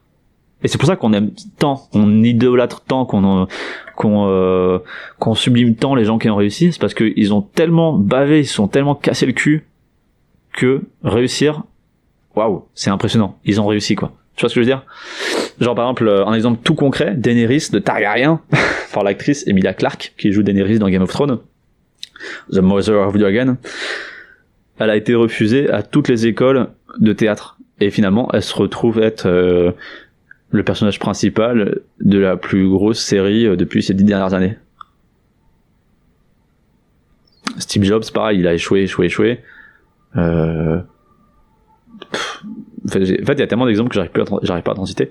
Mais le nombre de gens qui ont fait que échouer et qu'un jour ils ont eu la chance pour montrer leur talent, pour se révéler, et qui ont fait qu'ils ont réussi, mais ils sont incroyables. Tous ceux qui ont réussi ont échoué. Et ça, faut vraiment se mettre dans le crâne. Tu ne peux pas, équilibre encore une fois, t'as tout le toit sur le front, tu ne peux pas réussir sans échec. Voilà, tout simplement. L'échec est constamment présent.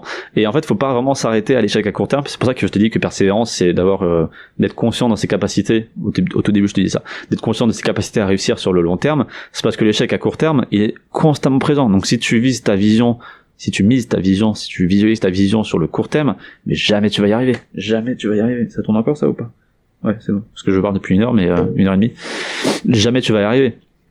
Parce que l'échec à court terme est constamment là. Et j'ai même envie de te dire, c'est une épreuve pour savoir est-ce que tu vas y arriver. Et encore une fois, vois ça comme un jeu vidéo. Niveau 1, niveau 2, niveau 3, niveau 4.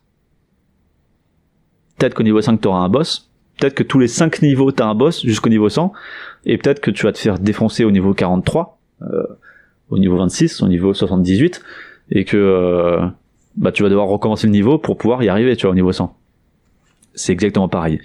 Le but ultime, c'est le niveau 100, mais entre-temps, tu vas te faire bouillave peut-être tous les niveaux. Et c'est ça qu'il faut prendre conscience, c'est que l'échec à court terme ne signifie pas que l'échec à long terme sera forcément inévitable. L'échec à court terme, ça sert à rien en fait. C'est pas que ça sert à rien, justement, c'est l'inverse, c'est tout l'inverse. L'échec à court terme, ça sert à rien en termes d'importance, mais c'est justement l'échec qui va t'apprendre comment réussir. Parce que si, je t'ai dit tout à l'heure que tu avais 36 000 chemins à emprunter pour obtenir la réussite. Si tu en empruntes un et que tu es face à un mur, tu dis ok, cette voie marche pas.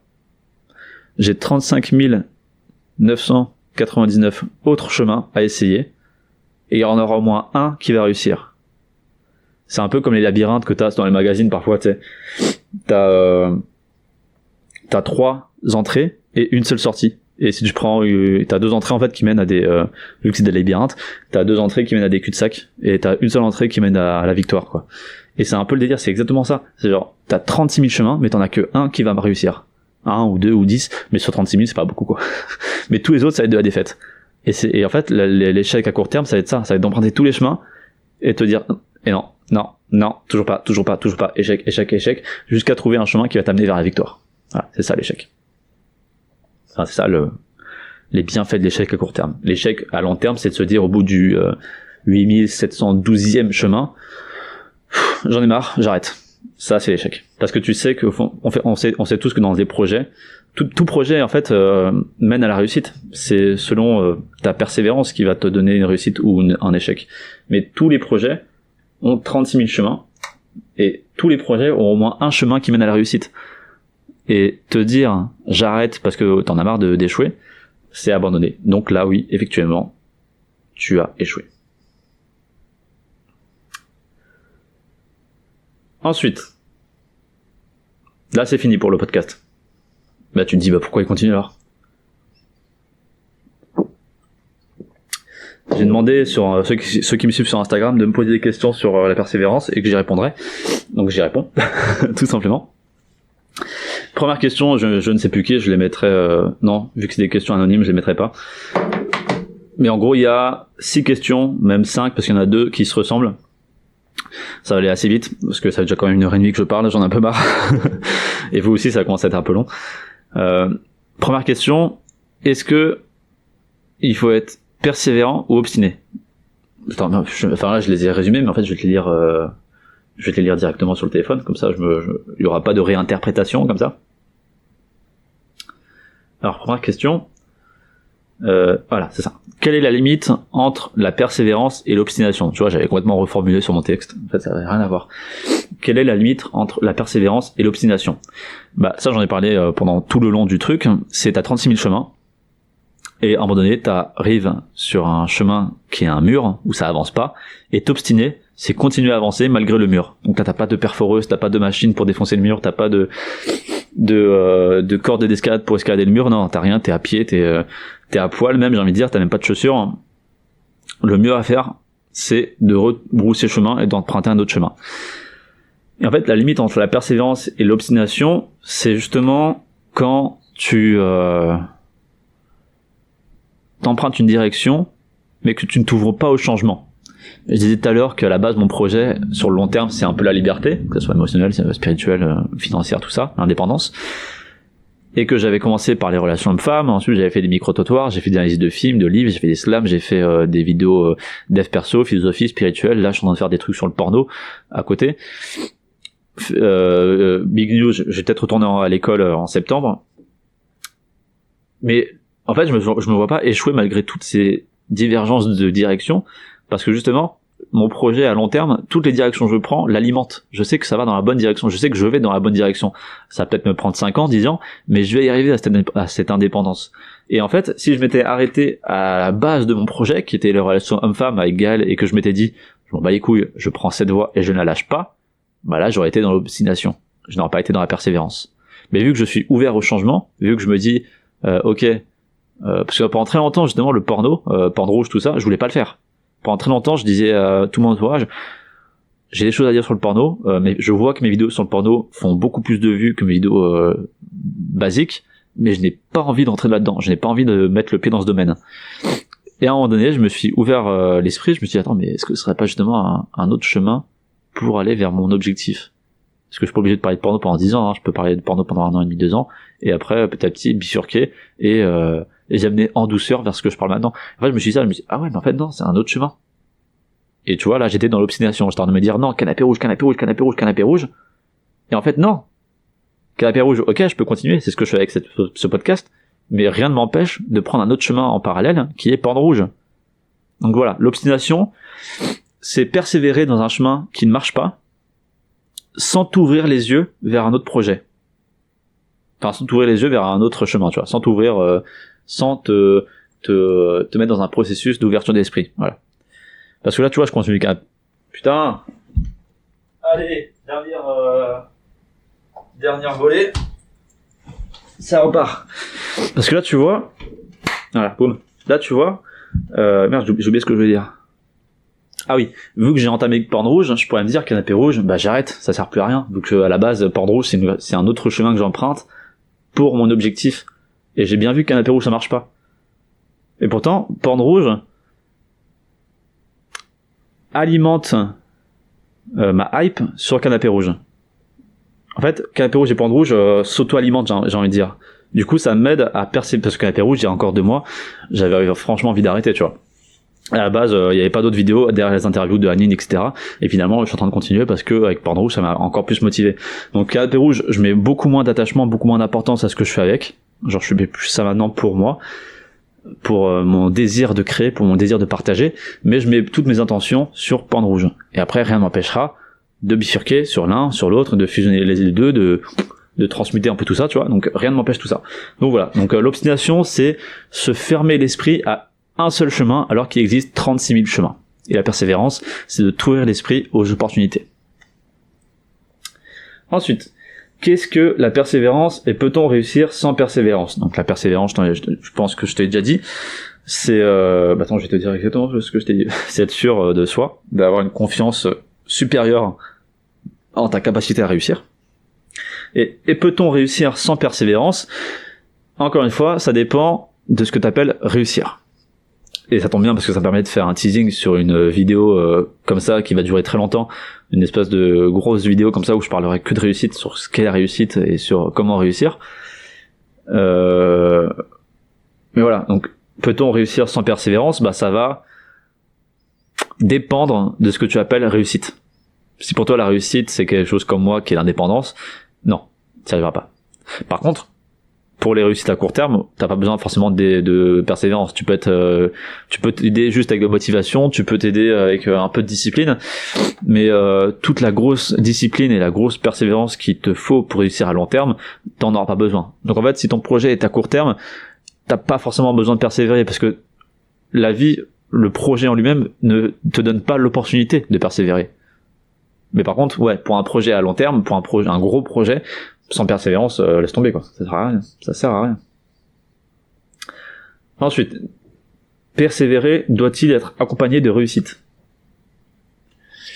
Alors, encore une fois, ça dépend de ce que tu appelles réussite.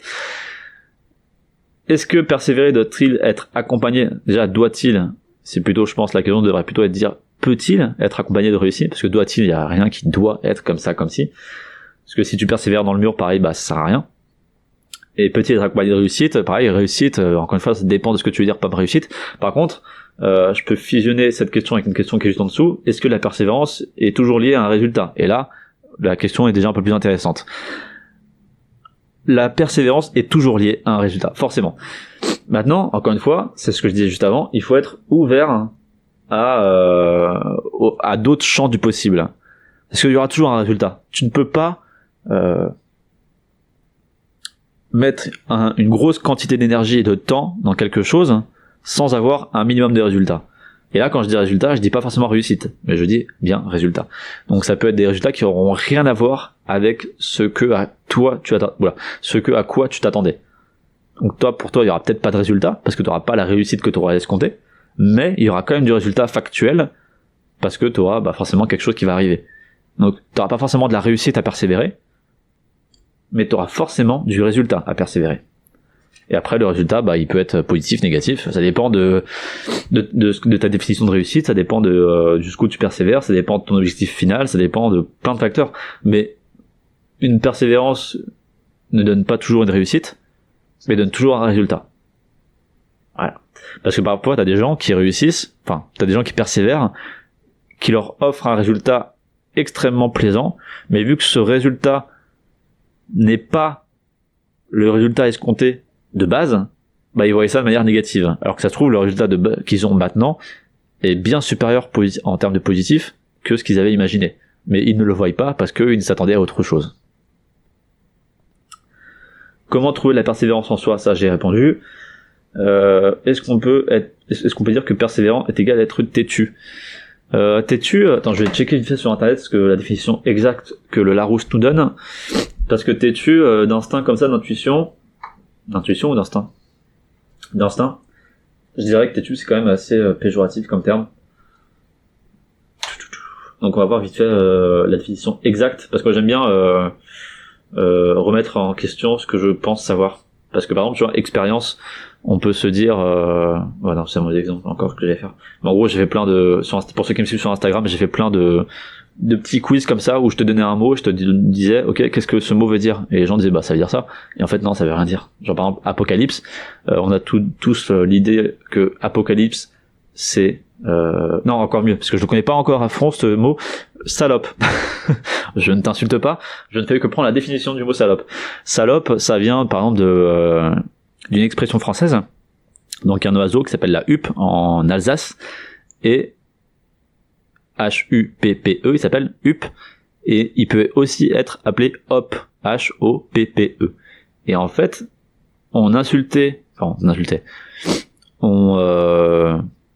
disait aux petites filles qui rangeaient pas leur chambre qu'elles étaient des sales huppes. Parce que la hoppe ou la huppe, l'oiseau est un oiseau qui a la réputation d'avoir un nid très mal rangé, un peu dégueulasse, qui n'entretient pas du tout. Et du coup, on disait aux petites filles ou aux petits garçons qui ne rangeaient pas leur chambre qu'ils étaient des sales huppes ou des sales hoppes. Et ça s'est transformé en salope, et après, détérioration sociale qui est maintenant une femme de petite vertu. Donc tu vois, rien à voir avec ce qu'on s'y attend. En fait, c'est juste un animal qui range mal son nid. Et pour nous, c'est quelqu'un qui se débite. Voilà. Alors, têtu. Définition qui montre un attachement obstiné à ses opinions, à ses décisions. Enfant têtu. Qui dénote un entêtement excessif. Un air têtu se dit d'un animal qui refuse d'obéir. Donc en fait, c'est encore un peu flou, je trouve, comme définition. Comme synonyme, ils disent quoi? Buté, tenace. Ouais, donc pour moi, je vois un peu de manière péjorative quand même ce terme têtu. Pour moi, le terme têtu revient un peu avec ce qu'on disait juste avant, l'obstination. Donc persévérant est égal têtu, selon mon interprétation du mot têtu, qui est assez péjoratif comme l'obstination, non, c'est pas du tout pareil. La persévérance va te mener vers comment dire, la persévérance va t'ouvrir plusieurs voies, alors que la têtutesse, la têtuté, je sais pas comment on dit, le fait d'être têtu le fait d'être obstiné en fait, encore une fois, va te mener un seul chemin, et du coup tu n'as pas à t'élargir l'esprit et tu vas échouer parce que tu n'auras pas réussi à te remettre en question et à t'ouvrir à d'autres possibilités. Putain, heureusement que le podcast est bientôt fini, j'arrive plus beaucoup à parler là. Qu'est-ce que la persévérance, peut-on réussir? Ça j'ai répondu. Et ben en fait non, j'ai répondu à tout quoi, je crois.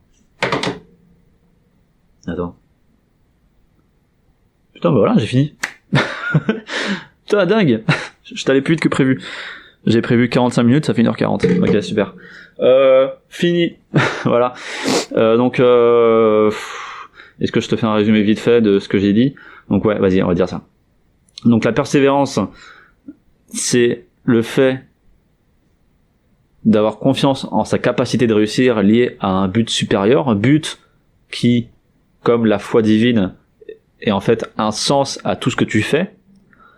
La persévérance demande de la discipline, donc l'absence de choix, qui est différente de la motivation qui est émotionnelle.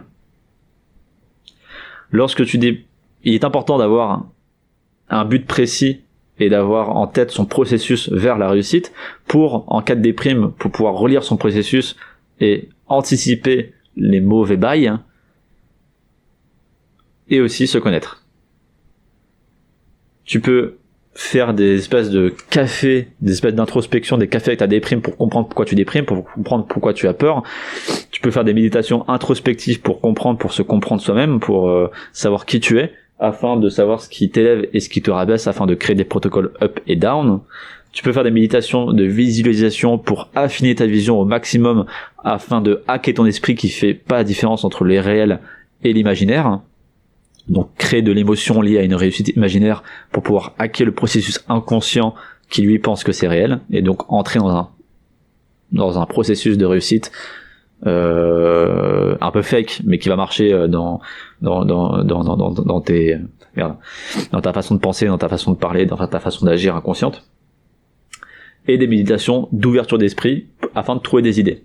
Tu peux créer une espèce de plan d'action étape par étape pour être sûr d'aller dans la bonne direction. Tu peux créer un tableau de défaites afin d'anticiper justement les défaites.